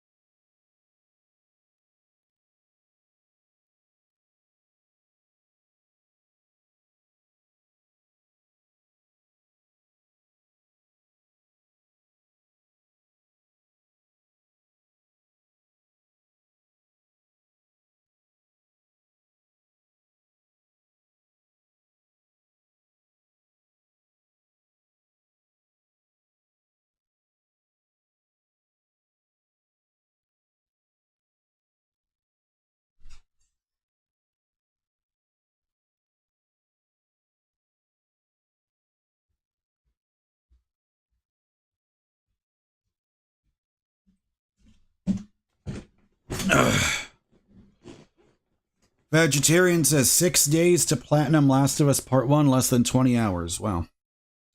Um, Sacred, I did like, yeah, I did like Part 2 of The Last of Us. I really did like it.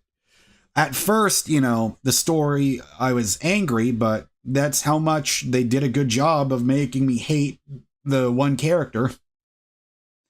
Well, I mean, the game's been out for 4 fucking years. Yeah, they did a great job of making me hate Abby. Until you played it, then you got to see her point of view, and then you were like, oh, I get it.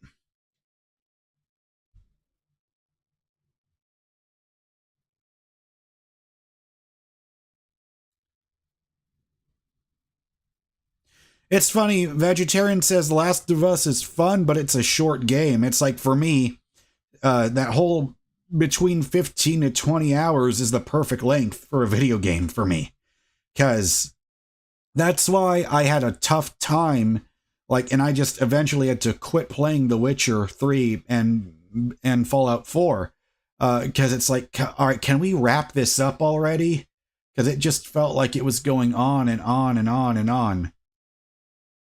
On and on and on. That's also the name of a Maggie Rogers song I enjoy.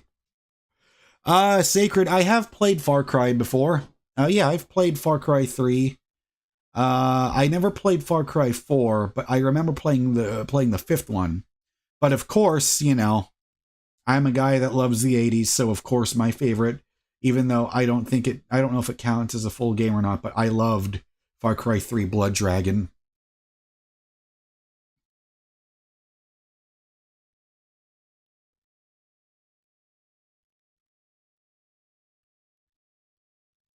Know Thyself says, I'm glad to see you happy, man. Yeah, I'm much better.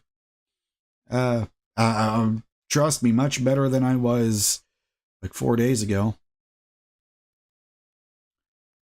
E says, have you played Skyrim? No, I'm probably the only human being on the planet that has never touched an Elder Scrolls game.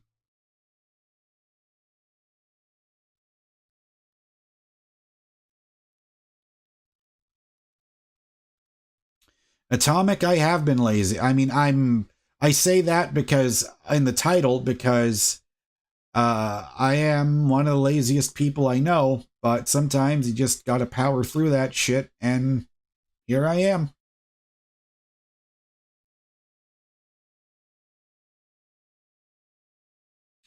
Vegetarian says Far Cry 4 has a crazy mission. You're swarmed by honey badgers, then you have to keep hitting them with a rocket launcher. Yeah, that does sound tough.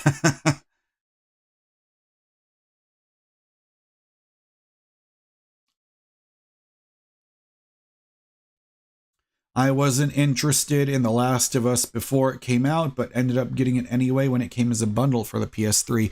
Yeah, I got my bundle, my PS3 bundle on Black Friday for 2012. It came with Infamous 1 and 2 and Uncharted 1 and 2. That is what made me a PlayStation fan again, because I also remember renting Hitman Absolution. I was so good at Hitman Absolution. Like, I was so good at the Hitman games because it almost felt like those Hitman games, to me, they felt like you just had to keep playing them, especially the newer ones where it became more episodic based. It felt like you just had to play them over and over again until you really got good at them. So it's like you go through the level, you do a whole trial run, and then you would do it again, just to see all the creative ways that you would assassinate your target.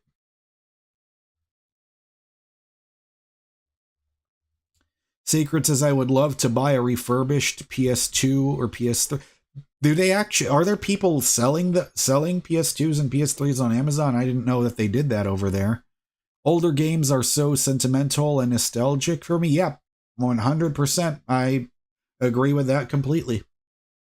I also feel the same way when I play like PS2 or GameCube or original Xbox games that I never played before, but playing them, just knowing that they're from that era, from that time period, it definitely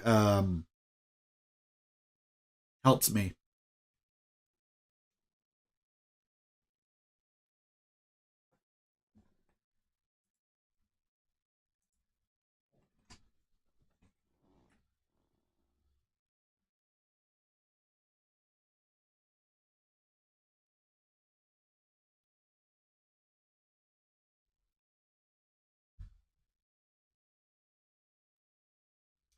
They're brand new because of the refurbishment of consoles. Okay, so like so those are just private sellers that repair them? Is that how it works? You bought a PS2 at a garage sale for 20 bucks? Wow. Not sure, was that PS2 actually working? Because the PS2 that I had, it was like the very slim one. Like it was the one where the disc door opened up. Like it opened up like a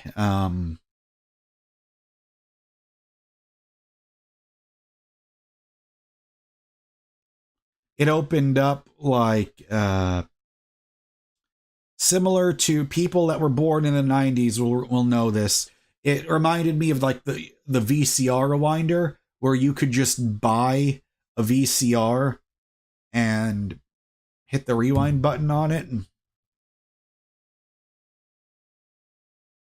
yeah, the slim model, and it worked fine. Oh, cool. That's great. Yeah, I remember playing Spider-Man 1 and 2. I also remember really enjoying Ultimate Spider-Man as well.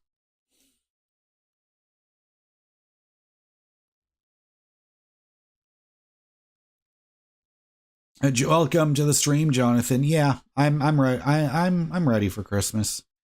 Can't really do much. I mean, I've got nothing to do but be at home. But the first model of the PS2 was defective. The AC was too close to the laser. It would melt the optics. Wow, I did not know that. 2025 being a week away is scary. Not for me. Yeah, I remember playing Need for Speed, Hot Pursuit 2, and then Underground and Underground 2, and then Most Wanted. Those are the ones that I remember on the PS2. It's so crazy because like it feels like EA is constantly trying to reboot Need for Speed over and over and over again. When why the hell can't they just do what the fans want and just well, they did do that remaster of Burnout Paradise, but I would love to see them bring back Burnout 3.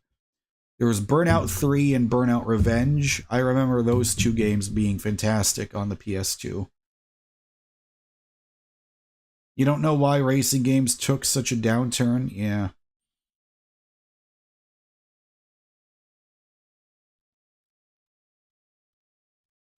Wow, someone's PS5 survived a house fire. Damn.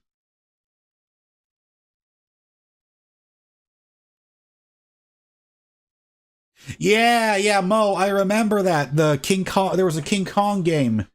That was actually made by Ubisoft. Yeah, a King Kong game based off of Peter Jackson's King Kong. Yeah, remember playing the PS2 version of that.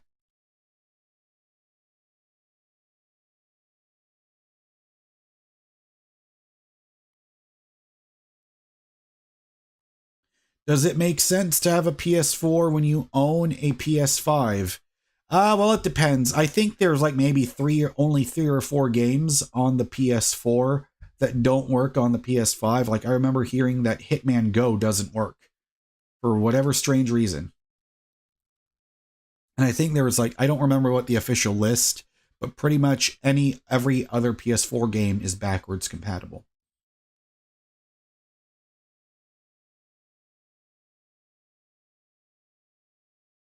Oh, they also had that King Kong game on the GameCube. Yeah, that was like a movie tie-in game that was actually pretty good. But I also remember playing The Matrix Path of Neo. That one came out the same year. But, you know, I also remember playing The Matrix Reloaded on the GameCube. I just really wish that, because that game was my introduction to The Matrix as a franchise. Like, I had no idea what it was about or anything, but now I refuse to play The Matrix. Actually, if I play The Matrix Reloaded, I'll play as Ghost and not as Niobe because I refuse to do anything that I refuse to take part of anything that involves Jada Pinkett Smith.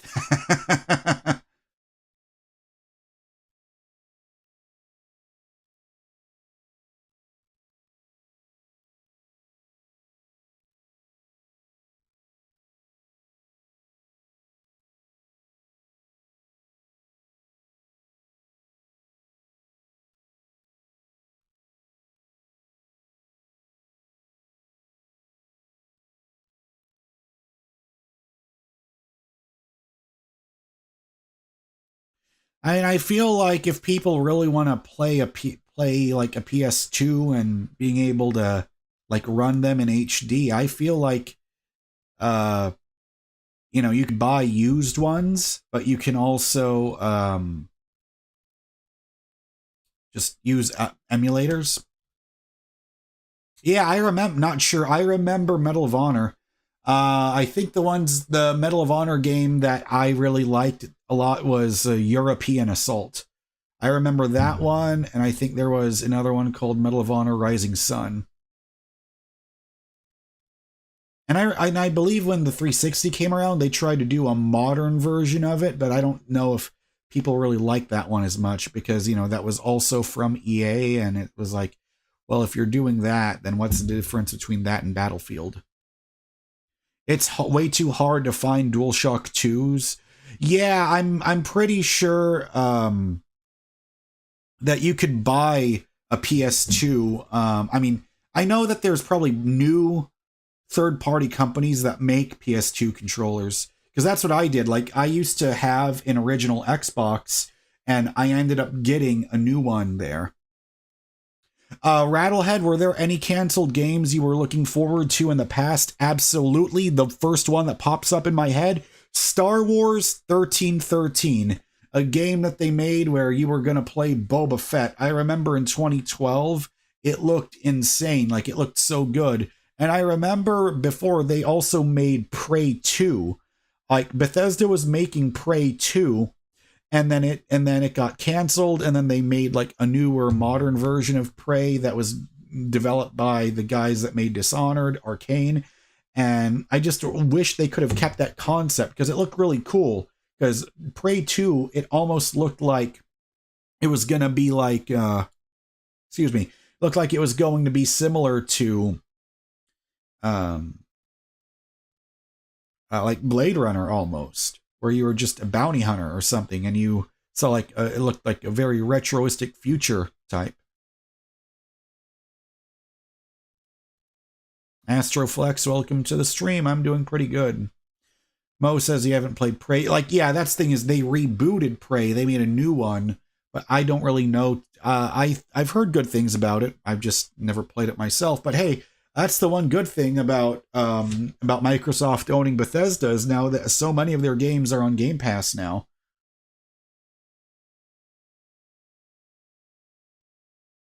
Yeah, you still remember when that PT demo was turning into Silent Hills? Yeah, I remember that. I remember that vividly.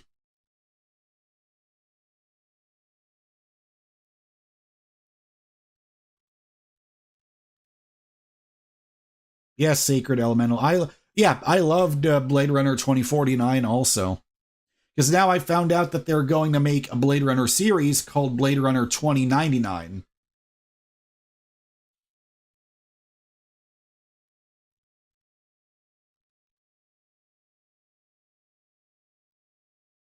Yeah, the PT, yeah, like that whole Fox engine that they were making did look incredible. Like with Konami, but now I know that they're making that Metal Gear Solid 3 remake.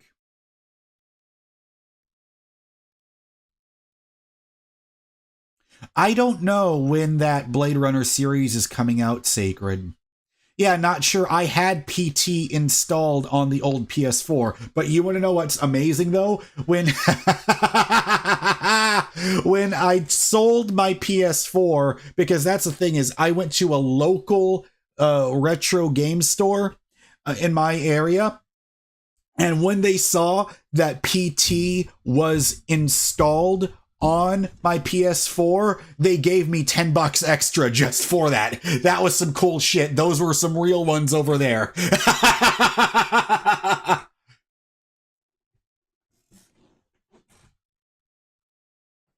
Oh, that sucks, vegetarian. You saw Blade Runner 2049 in a small town. Speakers couldn't handle the soundtrack. Man, that sucks. But yeah, Denis Villeneuve is one of my favorite directors. Now, I say that, I still have never watched Arrival, and I haven't seen Dune yet. Yeah, those guys gave me 10 extra dollars just because it had PT on it, and it wasn't deleted. You sold your PS4 for $100, then later bought a used one? Yeah, I sold my PS4 as soon as I got my PS5. But in some ways, I kind of regret that because now, even though my PS5 is at the pawn shop, I could have still been using my PS4 and playing, and I could have been streaming with that right now. But oh, it had a broken eject button. Damn.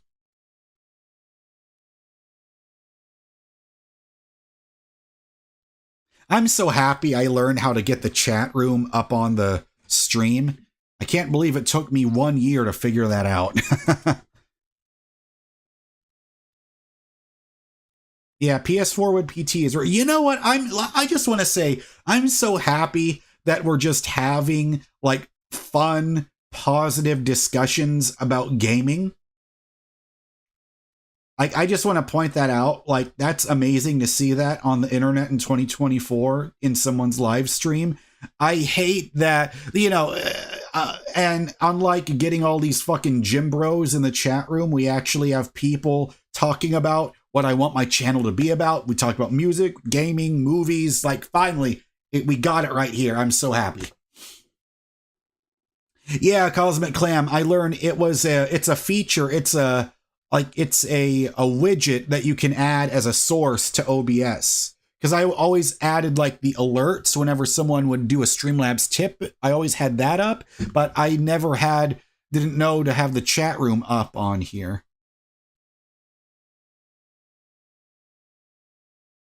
Yeah, Mo, Silent Hills, if Hideo Kojima got to do that with Norman Reedus, yeah, it could have been phenomenal. Because that was huge, because it was the first time Hideo Kojima would have done something that wasn't Metal Gear related at all. But then, you had that whole bullshit thing with Konami happen, and then Konami sucked for a long time, but now they're getting back on their feet. Because that Silent Hill 2 remake, I've already mentioned this before, but I'm telling you, the Silent Hill 2 remake is abso-fucking-lutely what their equivalent for Konami is. That's what Resident Evil 7 did for Capcom, when it just felt like for years I just saw nothing but hate for Capcom, and then Resident Evil 7 came out, and then everything was forgiven after that, and people started to enjoy them again.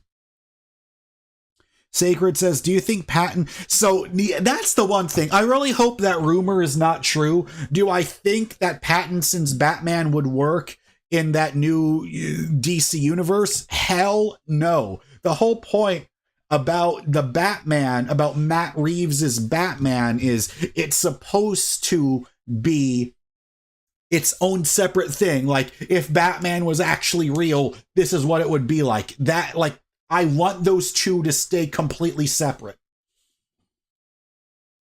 Because I saw those rumors that Pattinson's Batman is going to be a part of the new DCU. I don't know. That just doesn't sit right with me, because the whole reason why that world was invented was it's separate. It's Elseworlds. It's on its own. It's not part of this new universe, because they're building a brand new Batman where they're going to have Damian Wayne, and they're going to bring in Nightwing and Batgirl and the whole Bat family. I want to see that, because the whole point about this new Superman, about Superman in James Gunn's DCU, is that other superheroes already exist. So we're seeing this new Superman in a world where superheroes have already existed. And it feels like a completely different world.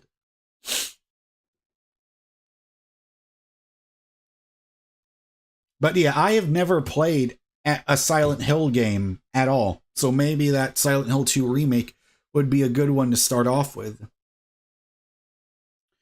Sacred, I did not see Joker Folie à Deux, but now that it's on Max, I will, I'll watch it, because, you know, I don't have to pay to see it now, so I'll just take a look at it. But I feel like the only famous person who loved Joker 2 was Quentin Tarantino. And I find it so hilarious seeing immature, toxic trolls trying to hate Quentin Tarantino, one of the all-time greats, just because he said, I don't like it. Because I saw Quentin with, I forget his name, but the co-host on his podcast, who's also a director, he was talking about all the people talking shit about him. It's like, so fucking what? He said, it was a movie. I liked it. So fucking what? Yeah, I loved seeing him take out his frustration on trolls. That was very fun to see.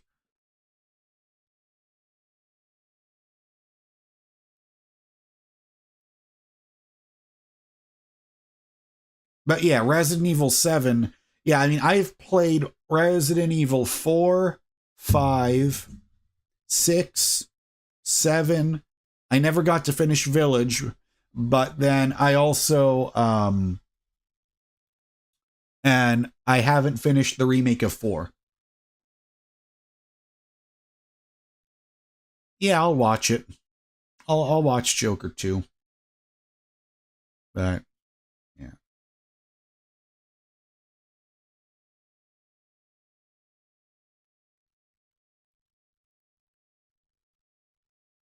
Not sure says, I never played Resident Evil. What do you recommend to play first? Well, if you want to go through the, if you want to do, my tongue's getting all twisted.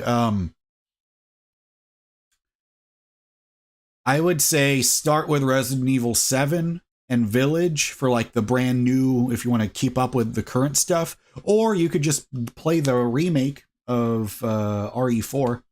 That's what I would recommend. Yeah, Atomic. I mean, I get what you're saying. Gotta have Joker to have Batman, but I know that like the Joker, there's Joker comics where he's on his own, and so it can work. It can work. It's just, I mean, that first Joker movie with Joaquin Phoenix, the one that Todd Phillips did, I loved it. I absolutely loved it so much. And it's so funny to see so many people like hate on the second movie. I'll probably watch it tonight just to see what the hell did people think about it, what went wrong. And also, there's another movie that I've been wanting to check out, because now I'm finally at that age in my life where I can watch rom-coms and like them. Because when I was a kid, I was like, no, I'm never gonna watch romantic comedies. No, I only like to watch action movies. Fuck those types of movies. That's how I was when I was younger. But now, like the first movie I saw in a long time that wasn't action, it was just great drama, was I saw The Breakfast Club. I loved it. And then I saw, because it's funny, because Molly Ringwald was in a movie with Robert Downey Jr. when he was, I think, 21 or 22. They made this movie, I believe it was in 1987. It was called The Pickup Artist, and that was years before that phrase became a common thing in the internet. And then, and it's so crazy, because even at 22, Robert Downey Jr. had already, like, had that screen presence and charisma that you know him for today. Even back when he was like 21, he still had it. He always had it. That movie was great, pretty underrated. And then I also got to see, but I would say, like, out of the rom-coms I've seen, I really like, well, the first one I've seen, which I don't know if I could watch one that would ever top it, but I really enjoyed When Harry Met Sally. That's a great fucking movie. I loved it. Like, I only saw When Harry Met Sally for the first time in 2022. Like, I really enjoyed it. And then, and recently, I also watched The Money Pit with Tom Hanks and Shelley Long. That movie's great as well. There was another, like, 80s movie with Tom Hanks I saw. It was called The Burbs. Like, as in suburbs, called The Burbs. It was him and Carrie Fisher. That movie was great.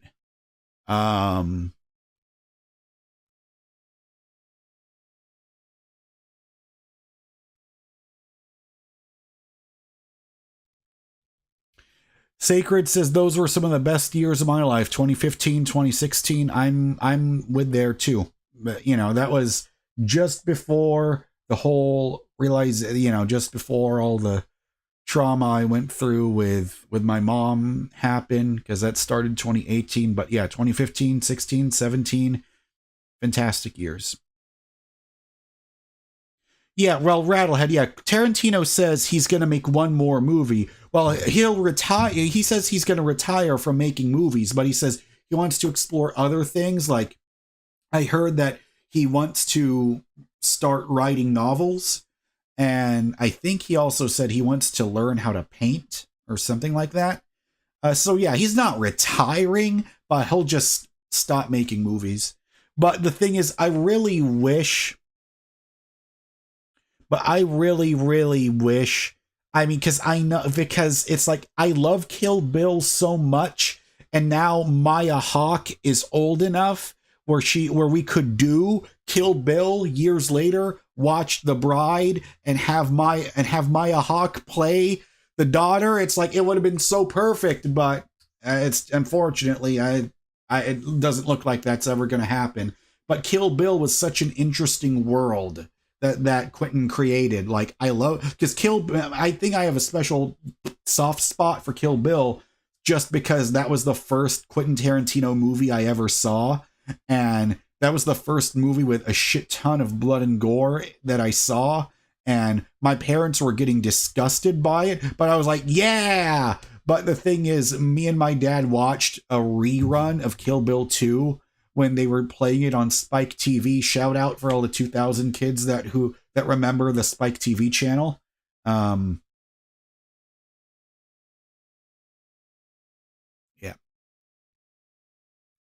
Dan is saying, Jaren, your hair looks great today. The medication is working. Well, I don't know, because I don't think my hair has started growing back in yet, because they say it takes 6 months to really see anything, because so far it's been only 4 weeks that I've been taking the pill, the finasteride, every single day. But hey, thanks, man. I appreciate it, Dan. I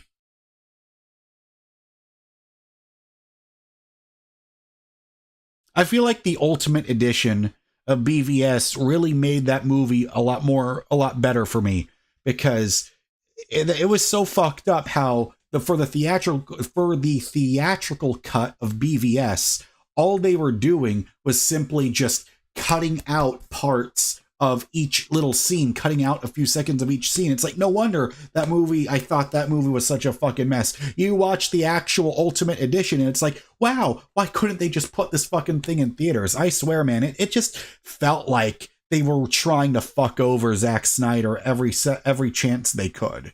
But whatever, it's in the past now. I've heard that, speaking of Zack, I heard that people either love or hate Rebel Moon. I don't know. I can't judge it because I haven't seen it for myself yet. But I did like, fuck, what was the name of that movie? That zombie movie he did with Batista? Was it just, Army? Was it called Army of the Dead? I believe that's what it was. The one where it's like post-apocalypse in Vegas. Yeah. Army of the Dead. Yeah, that I really liked that movie. That was great. Have not seen Rebel Moon yet.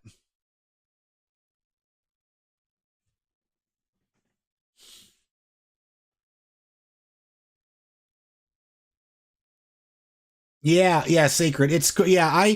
I watched Tyrone Magnus. I've watched him since 2015, but I just hate how he just seems like way too negative about Marvel and DC these days. Like, he couldn't just enjoy the Superman trailer. All he would say is, oh, this suit still sucks. The suit still sucks. Yeah, but, like, is that seriously going to take away from whether the movie is good or not? Like, come on, man.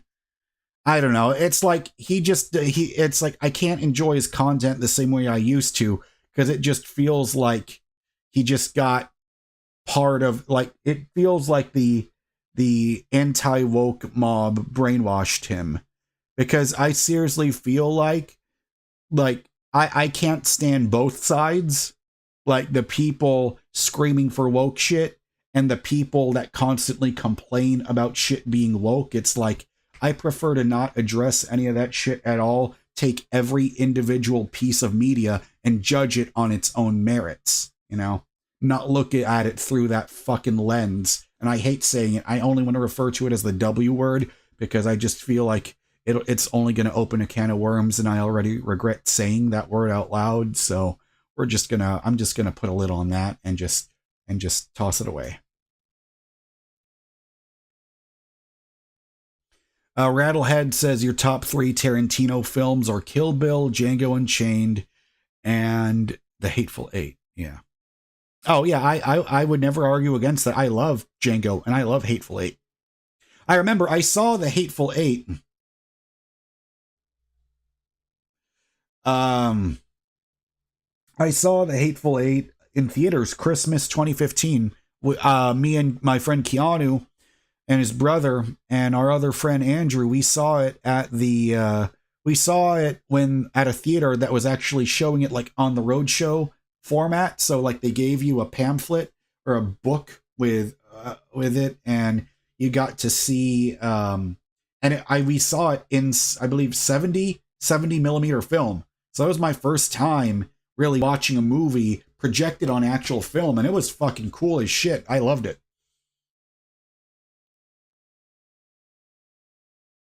Hey, Alec, welcome to the stream.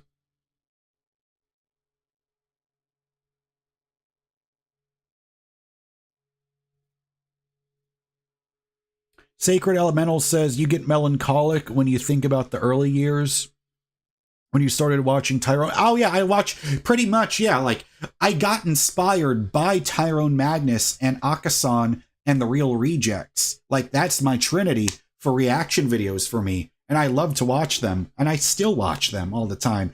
But I like how, but I'm so proud of Greg Alba, and John Humphrey, I think that's his last name, how they were able to take the Real Rejects and just expand upon it.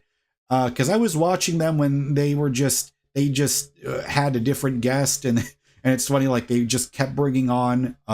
It was like, it would be Greg or John, and they would bring in like different women as different, like, guys, different women as guests for each thing, and they would react to just anything. Like, they would react to the trailers, but they would also react to like try not to laugh challenges. The Real Rejects would also react to man, I don't remember what it was. They would also react to like some like horror videos, like Try Not to Get Scared. Those are great times. But I think it was because that was at a time when we were younger and we had less responsibilities.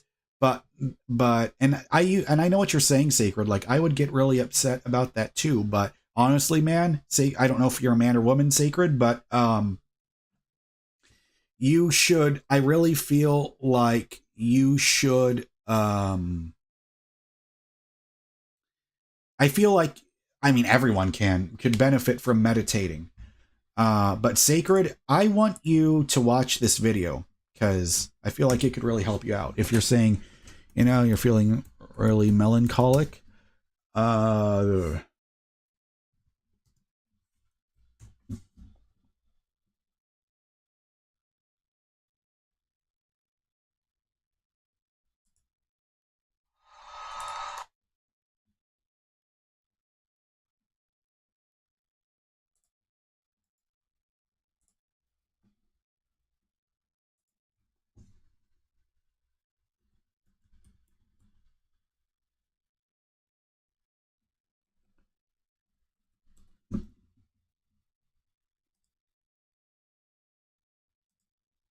so I'm putting up a link right now.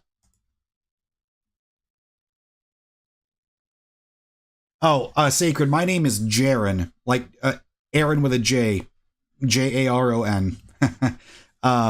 But that link that I just put up in the chat, that listen to that and seriously make sure, like we'll save that for later, watch it after this stream.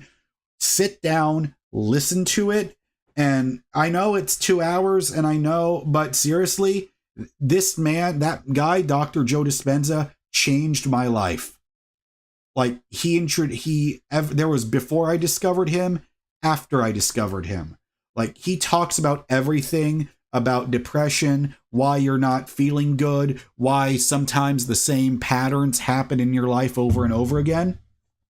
He talks like seriously, I mean he'll explain it so much more better than I could, but seriously, anyone in the chat room, like just listen to that speech from Joe Dispenza, and then at the end of it, he does a guided meditation. But seriously, if you listen to that and then take that guided meditation, listen to it every day, you will feel so much better.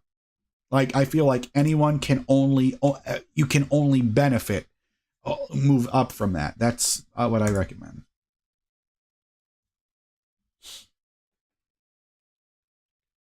Have I heard of Jacques Frasco? Never.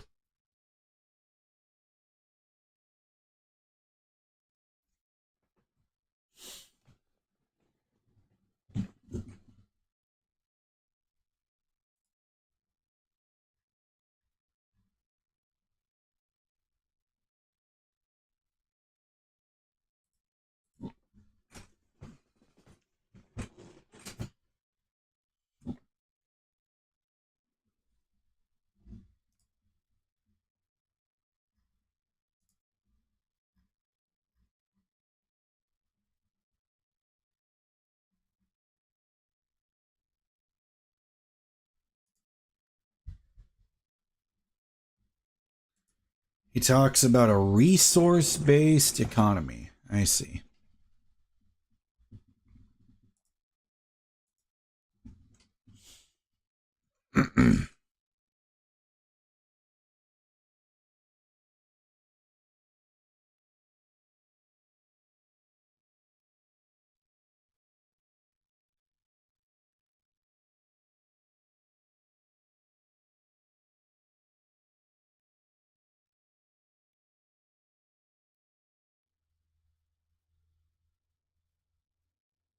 Noah's saying, are you looking forward to Monday Night Raw tonight? Hopefully the Wyatt Six do something cool. Yeah. The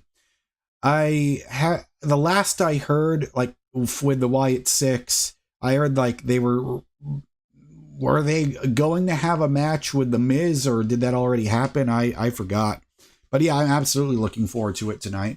And the thing that sucks is Raw is going to be at the Toyota Center on December 30th, where I'm close to in Houston. And man, I wish I had the fucking money to go there, but now now it's a guarantee I can't, because even if I had the money and had a ticket, because I don't have a fucking car anymore. Now I would have to just go. Now it's like that would be what, a $60, $50 Uber ride, and then since it would end at night, I would have to pay maybe $70 for an Uber ride back home. That would suck.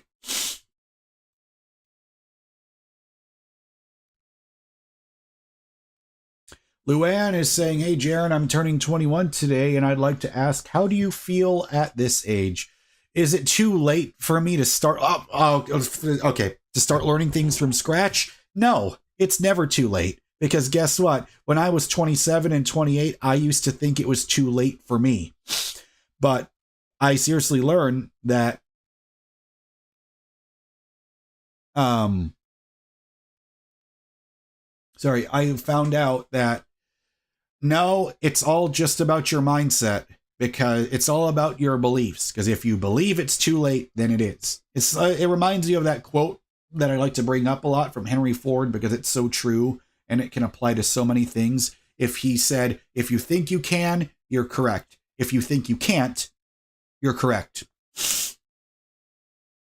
So as long as you believe that you can accomplish what you want to accomplish, it will happen. And I know I'm like a broken record, but seriously, meditation is the key to all of this. So if you just click on the link that I posted, that's a speech that was done by Joe Dispenza.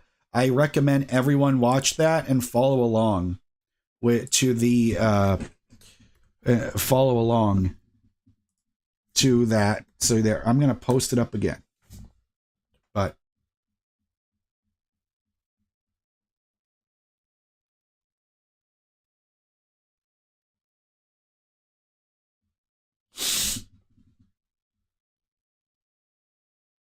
click on that video, save it for later, and make sure when you watch it, you have no distractions.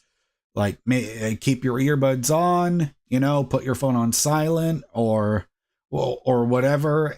Or if you're watching it on your computer, just make sure you fully absorb everything that Joe Dispenza talks about in that video, because he will explain it way better than I can. But he pretty much talks about your subconscious mind going through patterns, going through negativity. It's because you get addicted to your own thoughts without realizing it, because it becomes subconscious patterns. The only way to break through those subconscious patterns is you meditate every day. Imagine you have the life you already want and act like you already have it. Like, what would the Jaren who already has 1 million subscribers act like? I'm doing it right now. I'm staying consistent. I'm live streaming. I took off yesterday just because I had a horrific headache. And thankfully, I feel so much better now.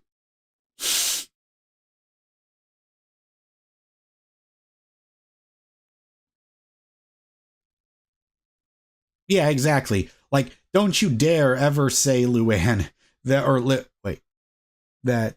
I'm saying your name right?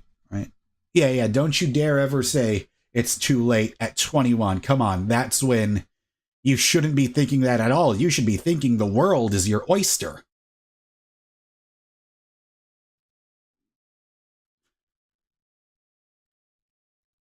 Well, that's the thing, is like, you need to take pressure, Luann, take pressure off of society. Why? See, this is exactly, you need that video, Luann. You need that. Luann and Sacred, everyone watch that. Because if Joe Dispenza could take me, the most miserable, depressed, angry, bitter piece of shit, and turn him into someone who's hopeful, positive, optimistic about the future, and I'm a lot happier way more often. If it can work for me, it can work for everybody. You just have to listen to it, believe in it.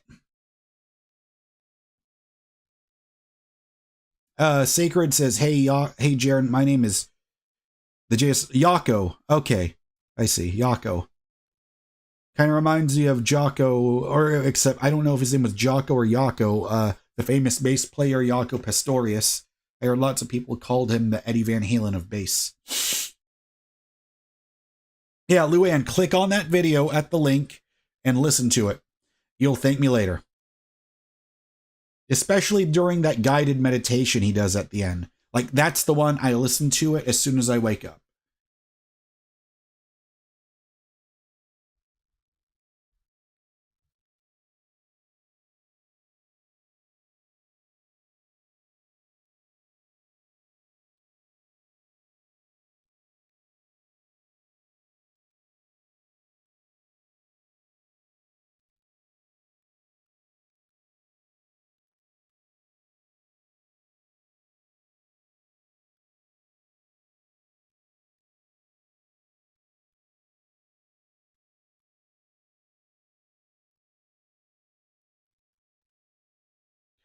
You think melancholy can be a good thing? You want the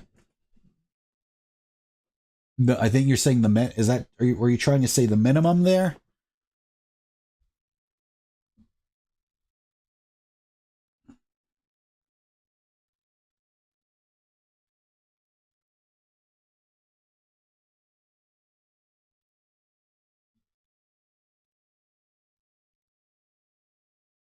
You enjoy melancholy. I see. Atomic says, yep, it's the yin and the yang. I agree completely.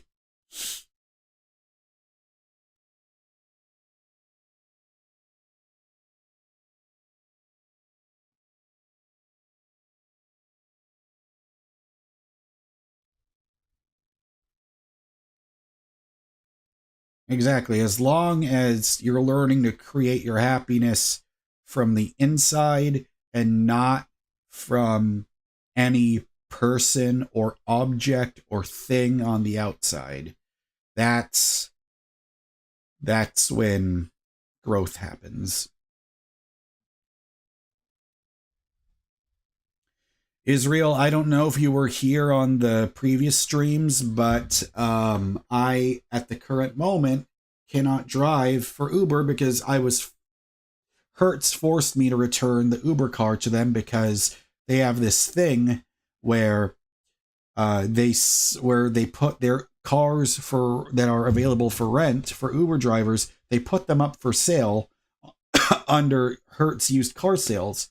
And as soon as it becomes available, as soon as someone buys it online, you're forced to return it, and there's no guarantee you're going to get another car. Now, to be fair, this wasn't Hertz's fault, this was Uber's fault, because then I had to go there, make a reservation under the Uber driver app to get a new car, and then it wasn't available, and then there was a stupid fucking software glitch where where Hertz wasn't available under rental options. So I called Uber phone support up, and they kept telling me, oh, I'm not seeing anything in our system, even though that Hertz location I was at had 3 Uber cars available to rent. So it sucks.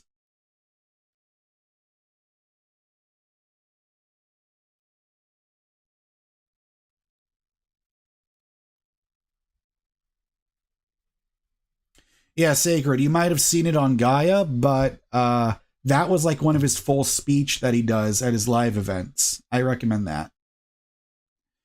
Mo, oh no, your mom has E. coli. Shit. Well, I'm just glad the doctor was able to give her antibiotics.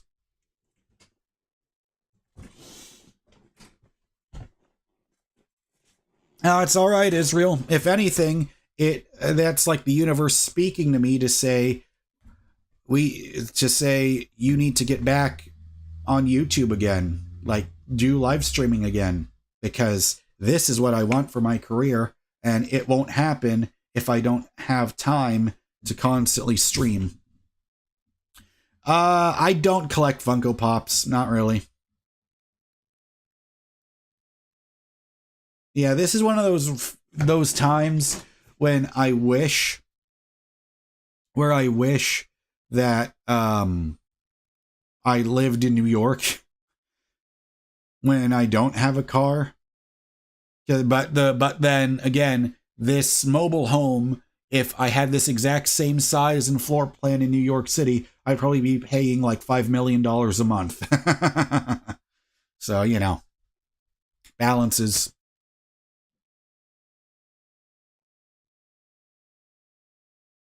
I've always, David Letterman said New York City is heaven to visit, but hell to live there.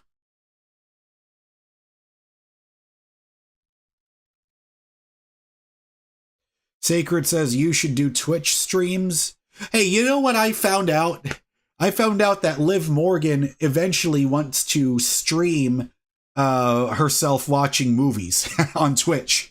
But I think the way she would do it is she said it would just be watch-alongs, because of course you can't show the movie while you're streaming it. So like everyone would bring their own copy and sync it up. She hasn't said what movie she wants to stream first, but yeah, that's the thing. It's like, of course, it's easy to hate Liv Morgan the character, but Liv Morgan the person, I mean, is pretty cool. I like watching her interviews. Exactly, Atomic. That's what everyone tells me. New York City's good for short bursts, then get the fuck out. Yeah, I see a lot of people say that. I can believe it. I can believe it for sure. Especially since I'm an introvert. And of course, I'm a very extroverted introvert, is what I would say. Is like, I like talking to people, but I gotta have my time to myself to recharge.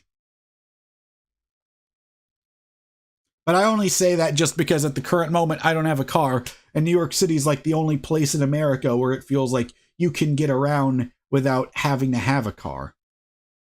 But I feel like the transportation in Austin is like the buses they have in Austin are pretty good. Like I was able to get around there for like almost an entire week without taking any Uber rides. $80 for parking? Fuck that. No wonder people, and Jesus, no wonder people don't own their own cars in New York. Or New York City, I should say. Sid Hearth, I have no idea who Luigi Mangione. I hear that name pop up a lot, but I know nothing about him. Actually, you know what? The one stand-up comedian that I love a lot, his name is Josh Johnson. And I know I've seen people like do reactions to him. And so I feel like I could react to Josh's stand-up and be fine. As far as like copyright, or at least the video staying up. I think what I'll do is I'll do a reaction video to Josh Johnson's stand-up talking about that Luigi guy. Israel, I think you mean to say Tokyo instead of saying just Japan.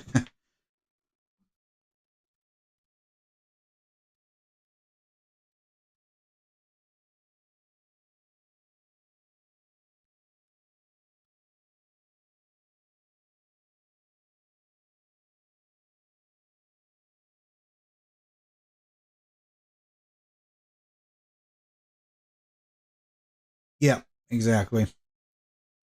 I actually hear that public transportation is pretty good.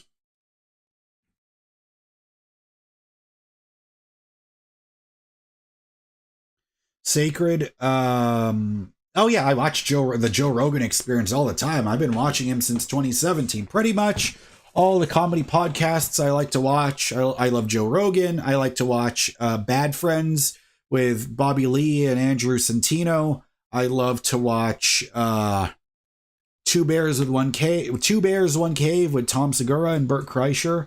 I even love Bert Kreischer's cooking show he does, Something's Burning. I watch that. Of course, I watch Kill Tony. I really like Matt and Shane's secret podcast. I love Shane Gillis, Matt McCusker. All of those people. Oh yes, Atomic. Of course, I love to. Yeah, I'm a Theo Vaughn fan too.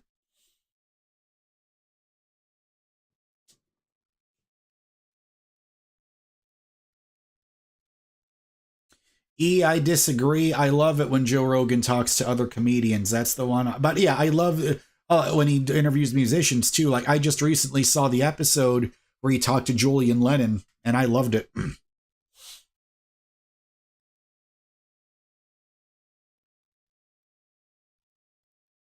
Sacred says, what happens after we die? I don't know. But I'm telling you, I hope I don't find that out for several years.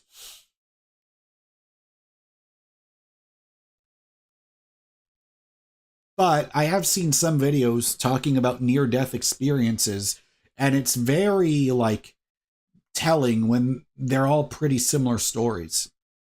But, you know, those are questions that are way too much. That's way above my pay grade, guys. But I hear lots of people, especially like the people I like to watch, like Aaron Doty, Joe Dispenza, Owen Cook, Julian Blanc. They all say things like, and I've heard Lenny Kravitz say this too. We are all spiritual beings living a temporary human experience. I definitely would love to believe in that. That sounds pretty nice to me.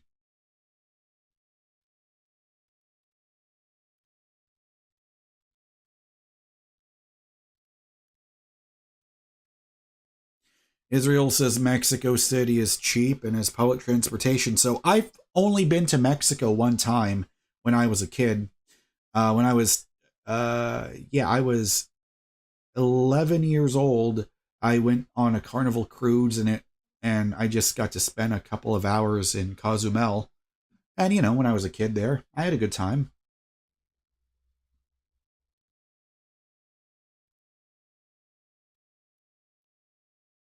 HB says anybody listen to Coast AM? They talk a lot about the NDE spiritualism. Yeah. Coast to Coast AM. Is that an actual radio show or is that just a podcast? I'm not sure. But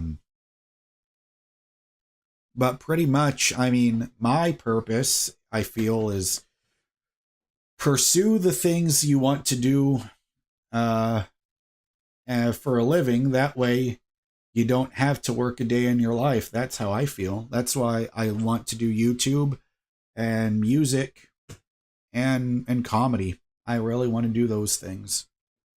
Coast to Coast is a radio show. Yeah. It's funny because I haven't listened to the radio in years.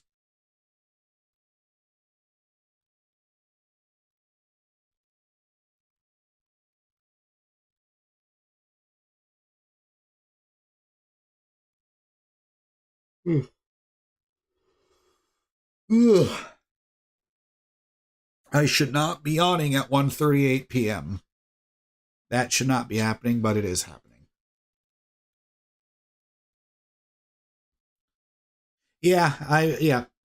I've seen you could grab it online.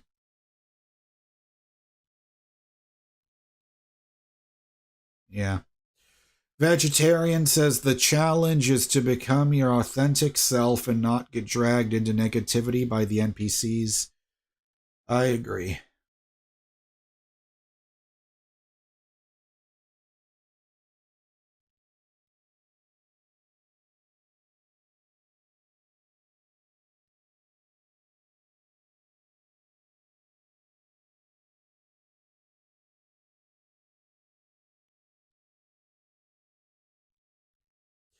But vegetarian, I've seen you use the term NPCs a lot. Like I know what an NPC is in a video game, but what do you mean when you type NPC? Like what does that apply to? Like when you're talking about like people in real life? Because I've seen other people use that term. I just don't understand how it applies.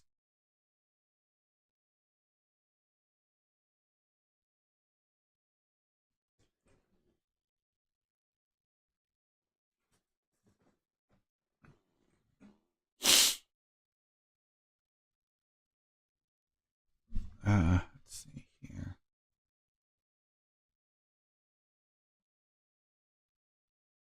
There's videos on it. You've noticed them all your life. Hmm.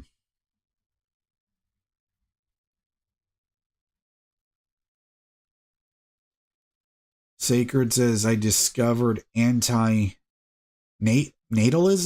I don't know what that is.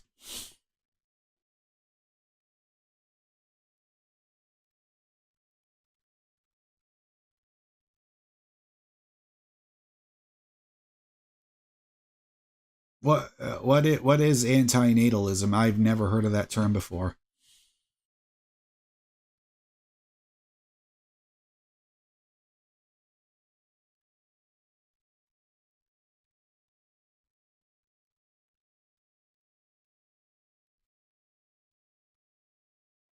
It means don't have children? Against having kids. Well, I don't feel like you have to make it a whole belief system, but I mean, yeah, I agree with Seth Rogen and John Cena. I don't want to have kids either.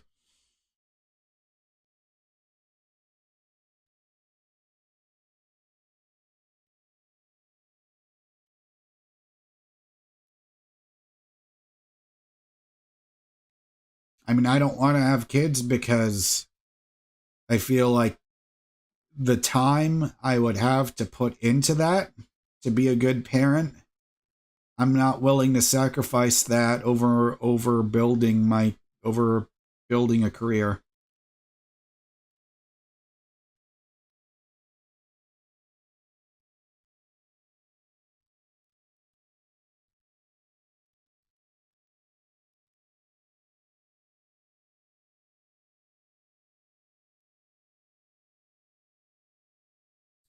I mean, Israel, that's pretty much my same point. Work a job that allows you to make ends meet and pursue your passion in your own time.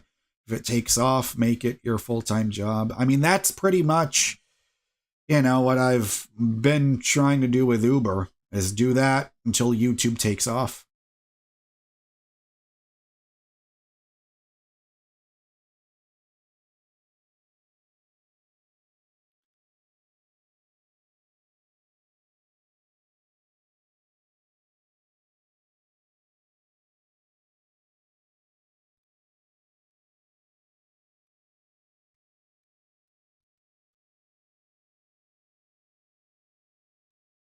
Hey, look, it says we have 333 total viewers. Another repeating number. That means good luck. Means good things.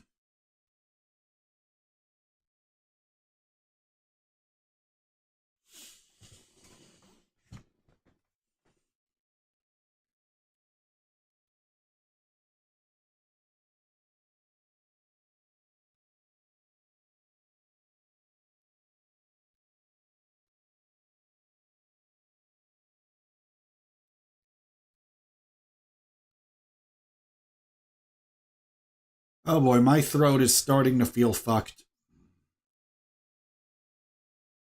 That's not good. As I notice now, whenever I swallow, I don't, throat starting to feel sore. I guess that's what happens when you talk a lot for 2 hours and 46 minutes. It makes me wonder, how do stand up comedians do it? Like, they constantly do hour shows. Like, how do they not mess up their voice?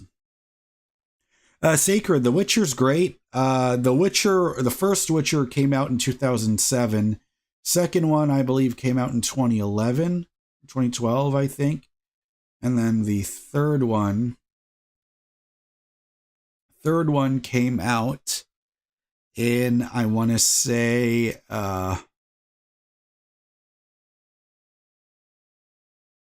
yeah, the third one was 2015, and that one won Game of the Year.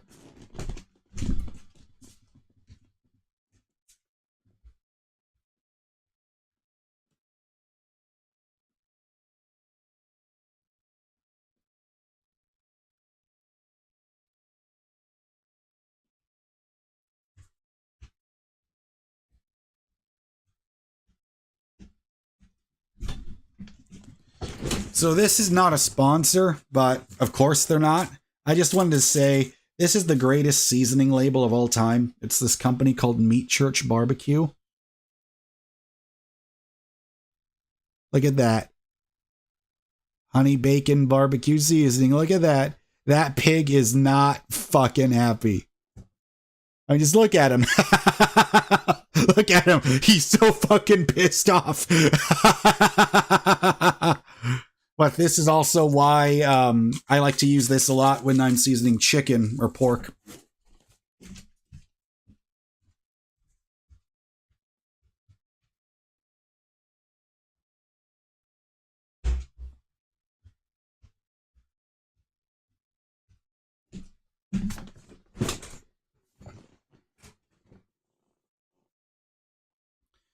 Yes, absolutely, Sacred. It is very cool that Cavill played the game and then actually got to play Geralt in the show. Yeah. Israel is writing and drawing his own comic book. Hopefully it takes off. That's amazing. That is amazing. I hope everything works out for you.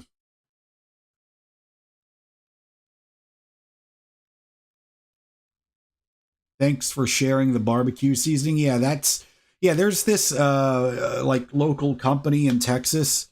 It's called Meat Church Barbecue, but they also have their own YouTube channel, and I love that the owner himself actually makes all the recipes. Like the owner is using his own seasonings, showing you recipes, and I love that because it's not like you would ever see fuck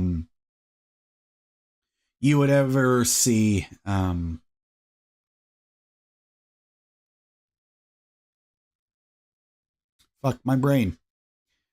Yeah, you would never see the CEO of McCormick cooking and using, hey, here's this McCormick seasoning. This can go very well. uh, Sacred says, no, it's his name's Geralt. So it's Geralt. Geralt of Rivia is what they call him.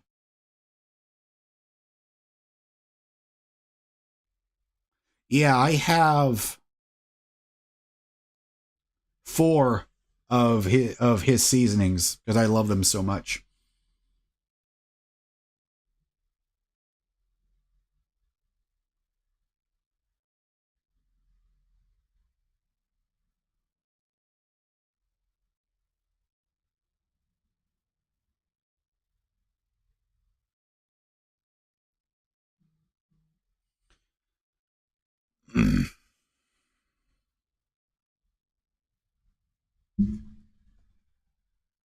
uh, Wait, what happened?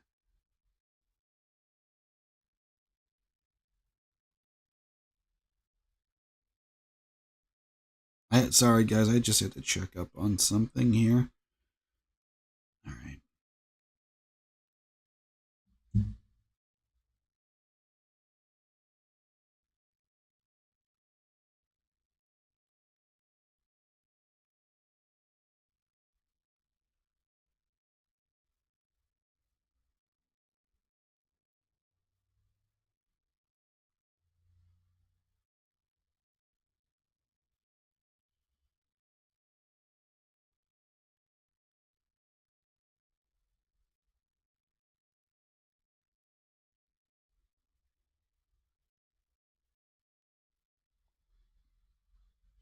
Jaren is a cool name. The only other Jaren I know is on the Memphis Grizzlies. They've got someone named Jaren Jackson Jr., but his name is spelled Jaren, whereas mine is Jaron.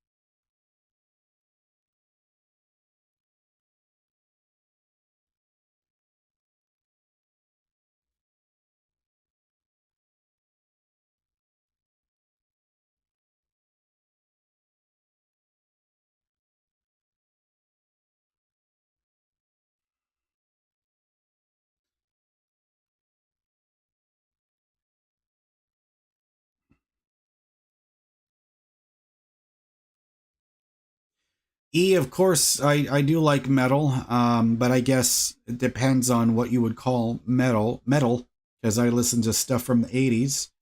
Um, I like to, of course, I have to say I love Metallica, Megadeth, Iron Maiden, Judas Priest, Anthrax, Slayer. I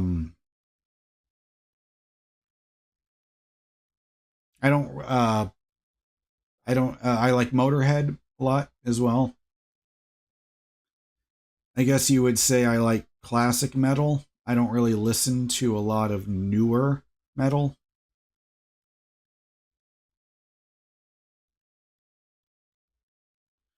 Uh, yeah, Bondarenko, I'm feeling better. Welcome to the stream. Well, yeah, welcome to the stream. Mo is saying, you don't. Well, yeah, I don't like the screaming vocals where everything sounds like this. I can't stand that shit.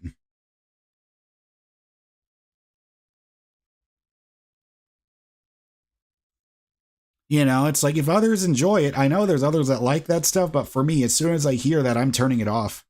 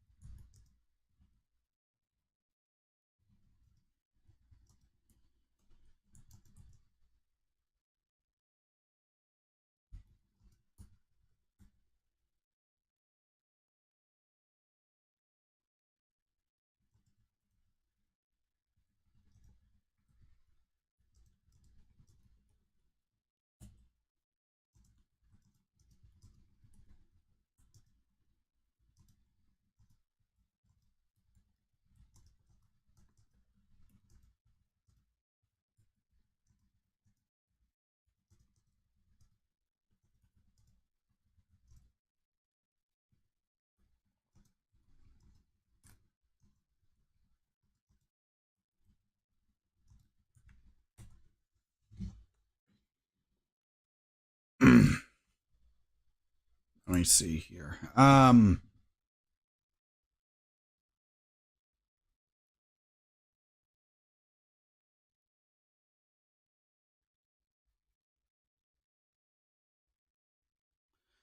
He has been enjoying the Melvins and Earth a lot. I know about the Melvins, um, because I think one of the guitar players, he's got the same hair like Albert Einstein. Yeah, I agree with what Vegetarian says. I don't have a favorite genre. I like and dislike music from all genres. Yeah.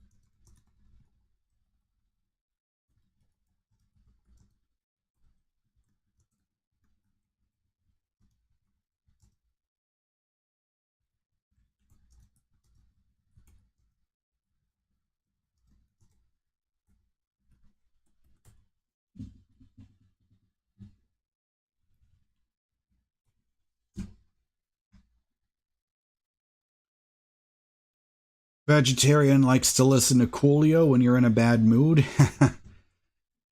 Buzz Osborne, yeah, that's the guy's name.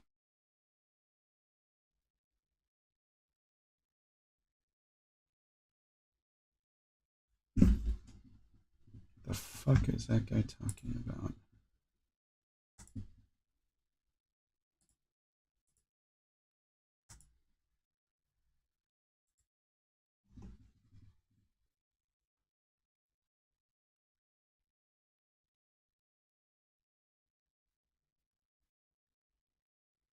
Isaac Hoskins was on Yellowstone singing Jumping Off the Wagon tonight during the bar fight. I've heard lots of good things about Yellowstone.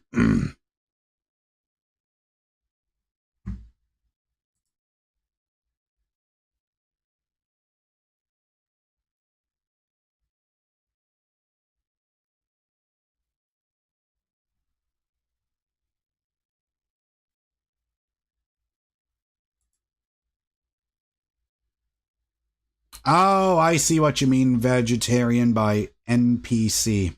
I get it now. I get it. I get it.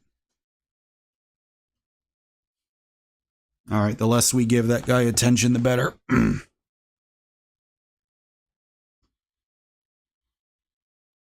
I should listen to Steven Wilson. I've heard that name, Steven Wilson, before. I think people have told me he's the singer from this band called Porcupine Tree.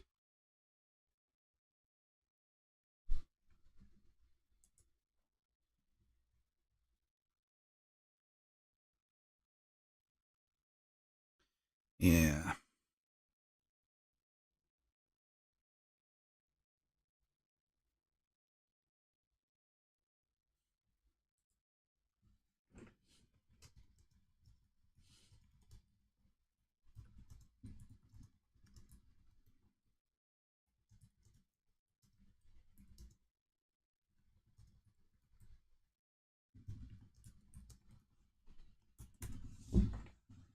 Porcupine Tree are great. They collaborated with Opeth. Yeah. Yeah, hey, Sacred, that's the thing. It's like, I understand. I understand that people love the Souls games, but they're not for me. I tried to play Bloodborne. I tried to play Elden Ring, and I wasn't having any fun with it. Exactly. I need to have a lot of patience, and I don't have that patience for it.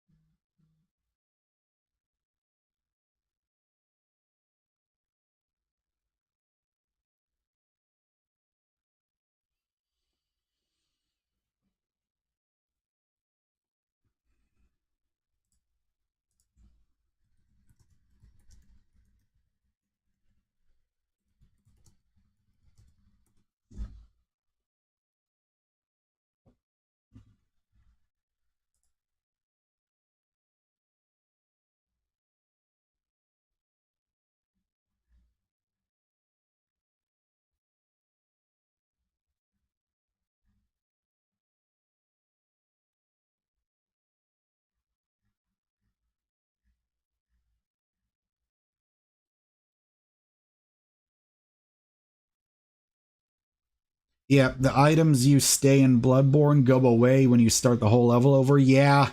Yeah, it's just shit like that. I just don't find anything like that enjoyable at all. Ugh.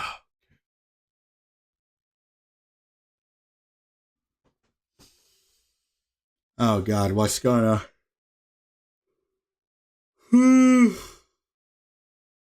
Ugh.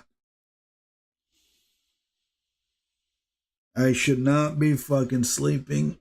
Why? Why? Oh, I haven't done anything. There's no reason for me to be this fucking tired.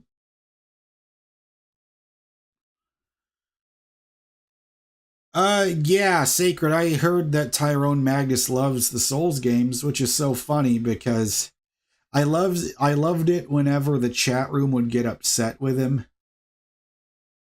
for not figuring it out, but it's like he's just playing games the way we all did in the 90s. It's like we'll figure it out on our own, but for me, Bloodborne and that's all the From Software games, it's just too much.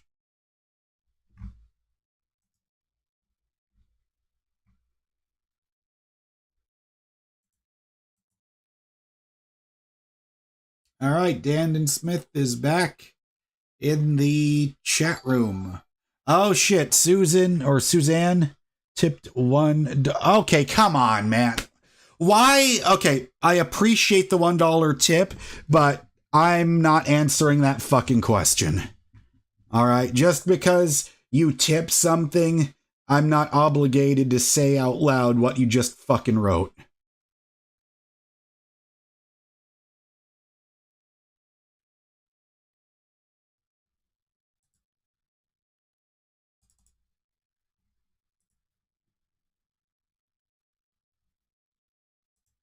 You seriously have a lot of problems if you believe I'm going to do what that fucking question wrote.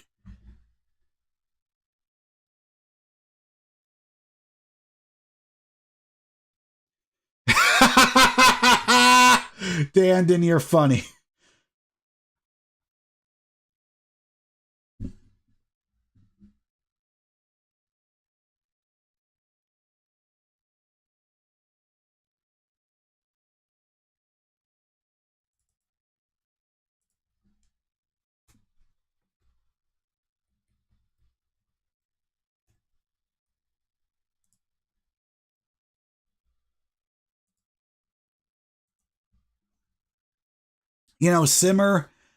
Simmer down is you know uh wait, was it called Simmer? Wait, oh man, it's actually been that long that I completely forgot what the name of that song was. Hang on. Pretty sure it was called that, right? Yes, yes, yes. Yeah, Simmer is a the name of a Hayley Williams song from her solo album. I love that album. It's called Petals for Armor. I think. Yeah, Petals for Armor. Sekiro is the hardest Souls game in your opinion. You get anxiety and it's exhilarating. Oh, Simmering Down. That's an old SNL bit. I see. HB says you sing the Barney thing when you're wiping your ass.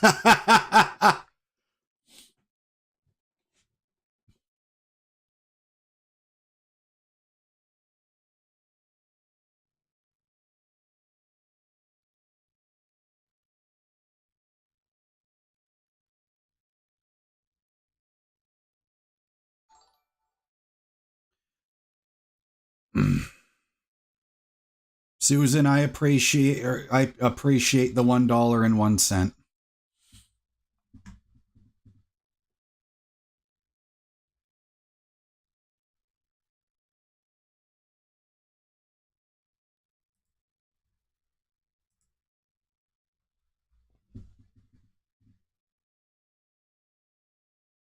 Thanks for supporting the stream.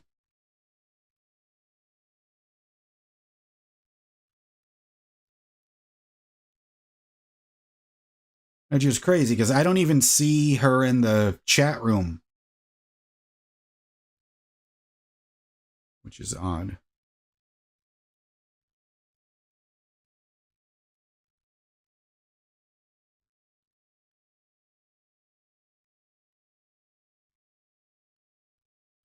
Yeah, I agree with that. Sacred.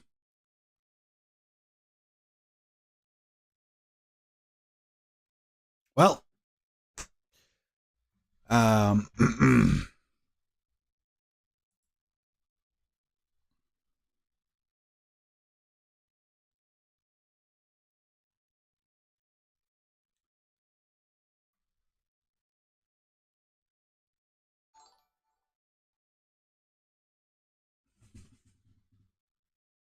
Thanks for the dollar.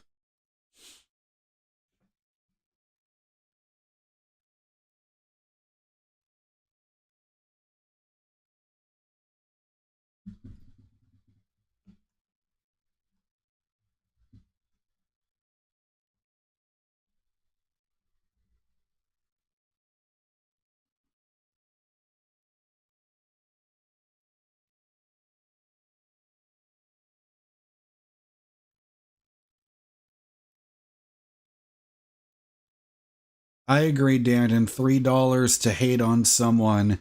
Like, imagine if they all paid. Yeah. If every hater that tried to ask me about my fucking sex life continued that shit, it would be. That's so fucking hilarious, man. No, I have not seen Love, Death, and Robots. I mean, I've seen the thumbnail browsing through Netflix, but no, I've never seen it.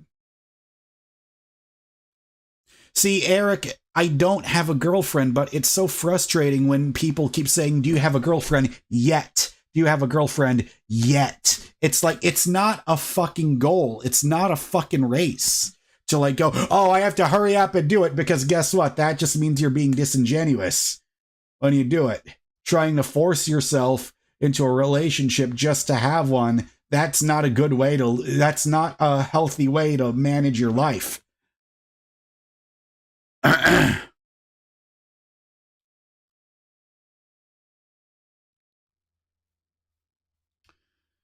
Your YouTube subscriptions are gone. I have no idea. I've got no clue.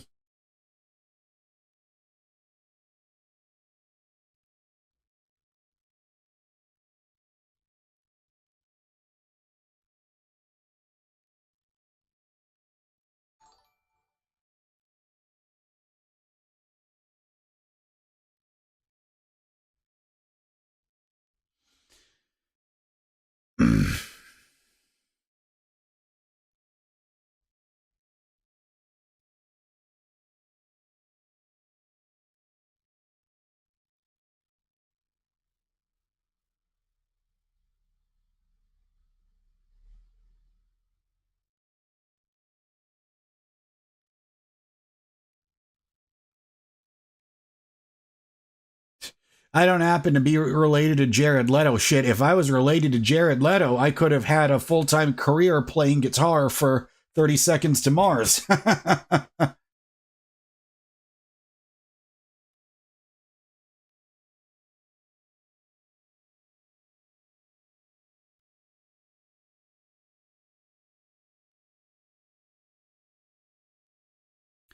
That message that just popped up in the chat room, it's not, I'm not seeing it on the YouTube chat, so hopefully that means that Mo or someone on the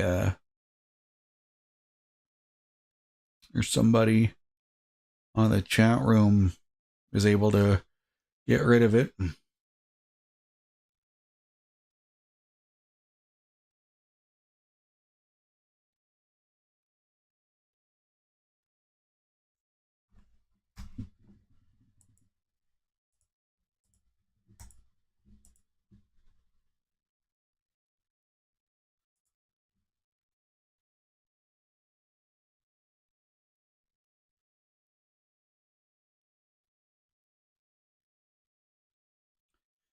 I'm 30, Sacred Elemental.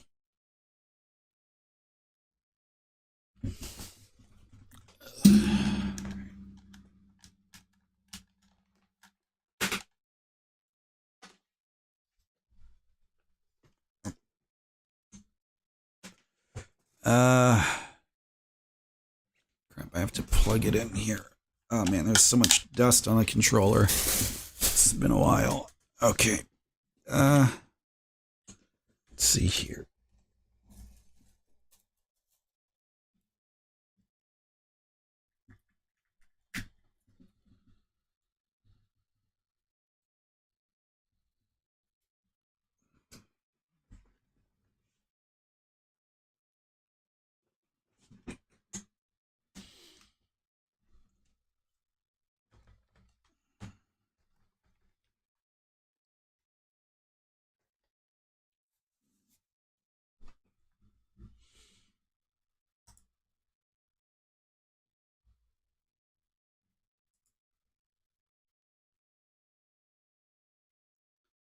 Let me see here.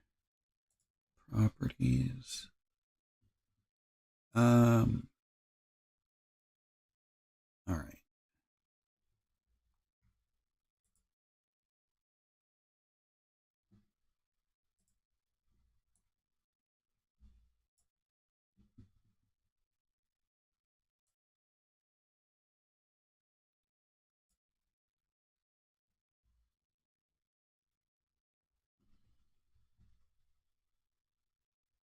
Let me just run it first. Oh, that was fucking loud.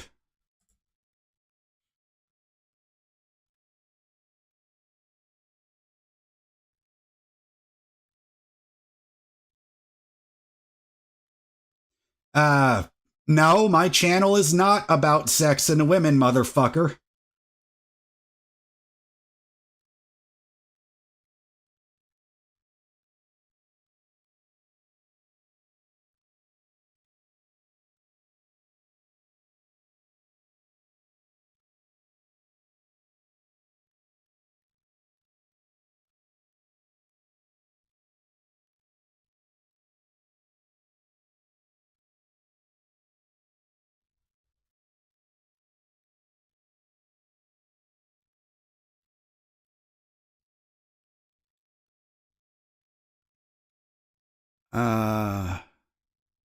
Oh, shit. Okay.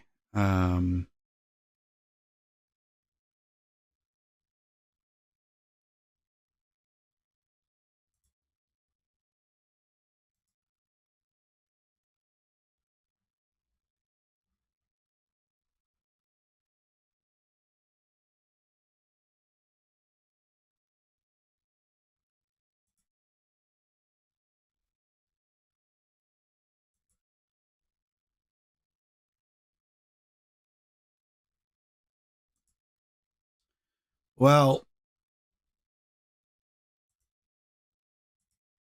my graphics drivers are outdated. Shit.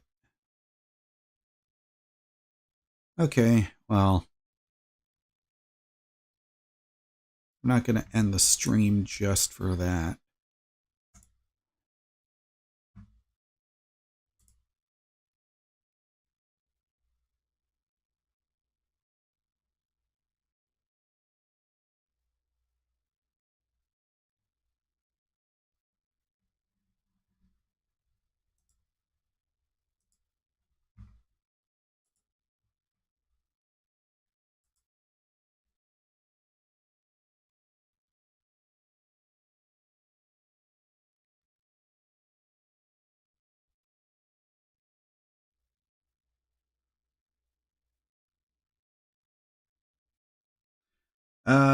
Did I know that Wolverine's adamantium slows down his sense of smell? Oh, did not know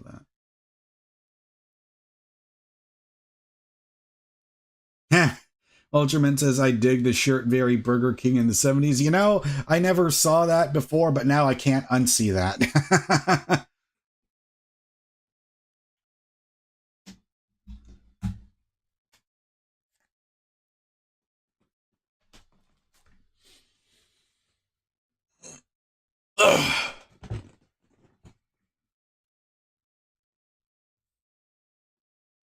Oh, of course there was Burger King in the 70s. I think Burger King might have started in the 50s.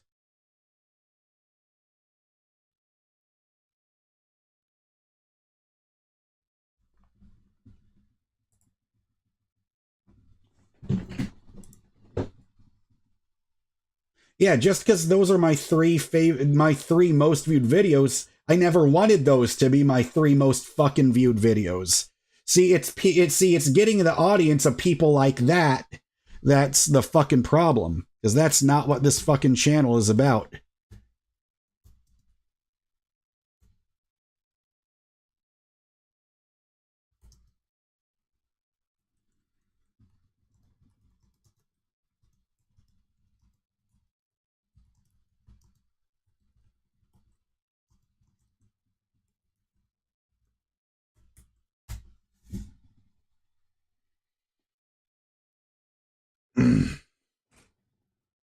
Exactly. Yeah, those are my 3 most viewed videos.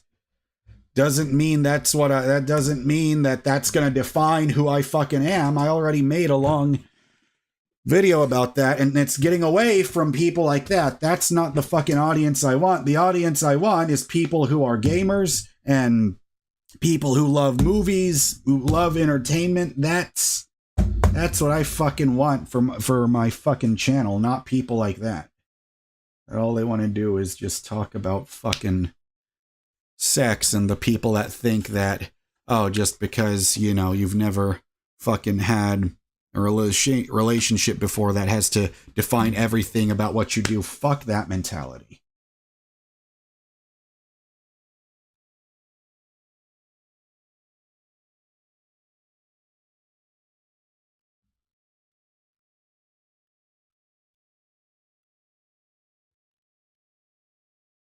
Yeah, exactly. That's just fucking stupid. People are assuming that? Nah. I mean, what did you expect when the fucking name of my channel is MrGamingGuitarist? Like, what? In what way is that correlated?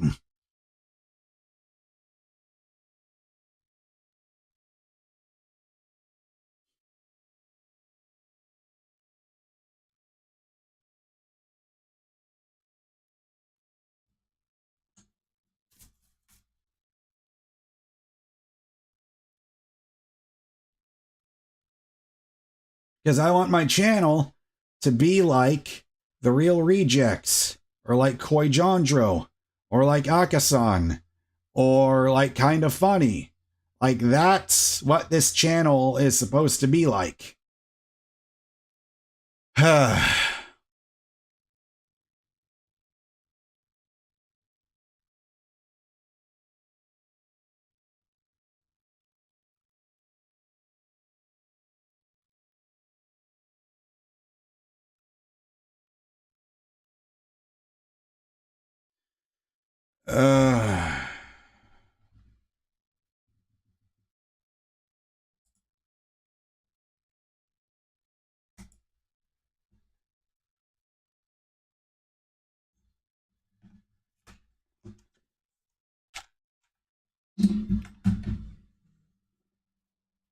uh, yes, vegetarian. Yeah, Henry Cavill is helping make a Warhammer series.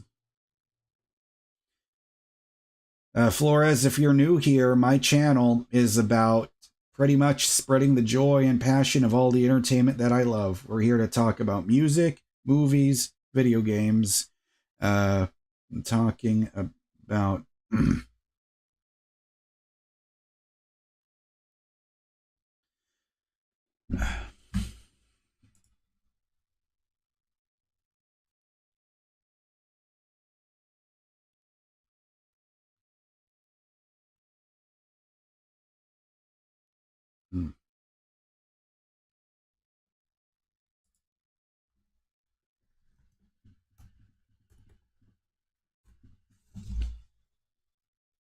vegetarians, as you've read over 50 Warhammer omnibuses. Wow, I didn't even know that they made Warhammer comics. So yeah, I have no idea what Henry Cavill's planning, but it's all just in the pre-production stage right now. Flores, I don't know any worship songs. I don't post tutorials really. Because I always felt like I suck at being a guitar teacher.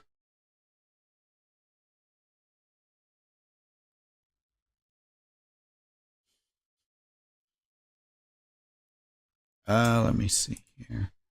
What's that?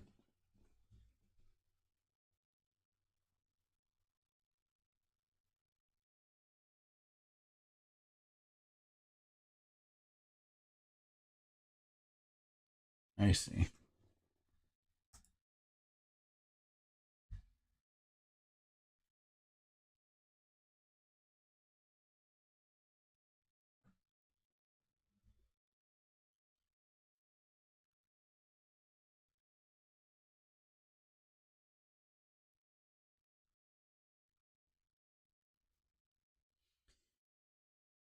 You're in the process of collecting comics, Marvel, DC, manga, Scott Pilgrim series. I see. Yeah, I've got some Fantastic Four comics. I've got All-Star Superman, which I need to finish reading that, but I'm really enjoying that. Yeah, because I was getting excited for the Fantastic Four movie, so I've been reading a lot of comics.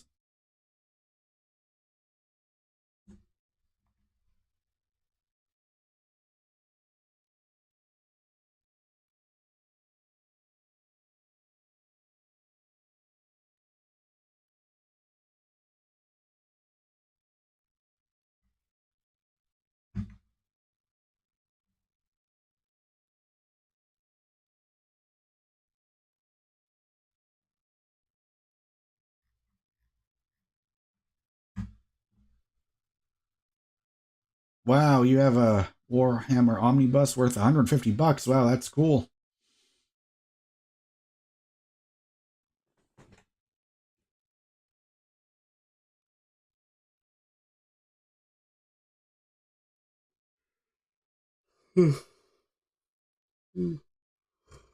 Huh.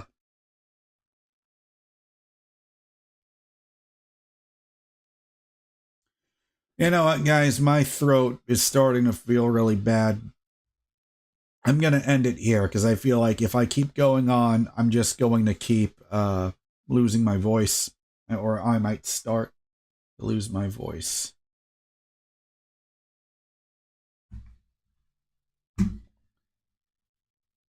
Who the fuck is Susan in the chat room? That's what I need to know. Like, how can someone tip and yet I don't see their name in the chat room at all? But yes, thanks for coming into the live stream, Flores. I appreciate it. Yeah, so far, yeah, we're just chatting here. But anyways, I gotta go now because my throat is starting to hurt and I don't want to lose my voice. But tomorrow, Mo is going to come over tomorrow. And, oh, hey, Joel is from Texas too. Welcome. Yeah, it sucks you came in right at the end of the stream, but we appreciate you being here. And, said, love the videos where you open up and express yourself. Yeah, I mean, that's the thing. I'm just being me, my channel. Just talk about all the stuff that's on my mind, and also want to go through, like, talk about video games, movies, guitars, all that stuff. Occasionally, we also talk about basketball and wrestling here too. But anyways, I keep saying I'm gonna go. I gotta mean it this time. Well, I'll see you guys tomorrow. Mo will be here tomorrow, and yeah, we probably will play The Witcher 3, get started on that. Maybe play that for an hour or two. And I'll see you guys tomorrow. Bye.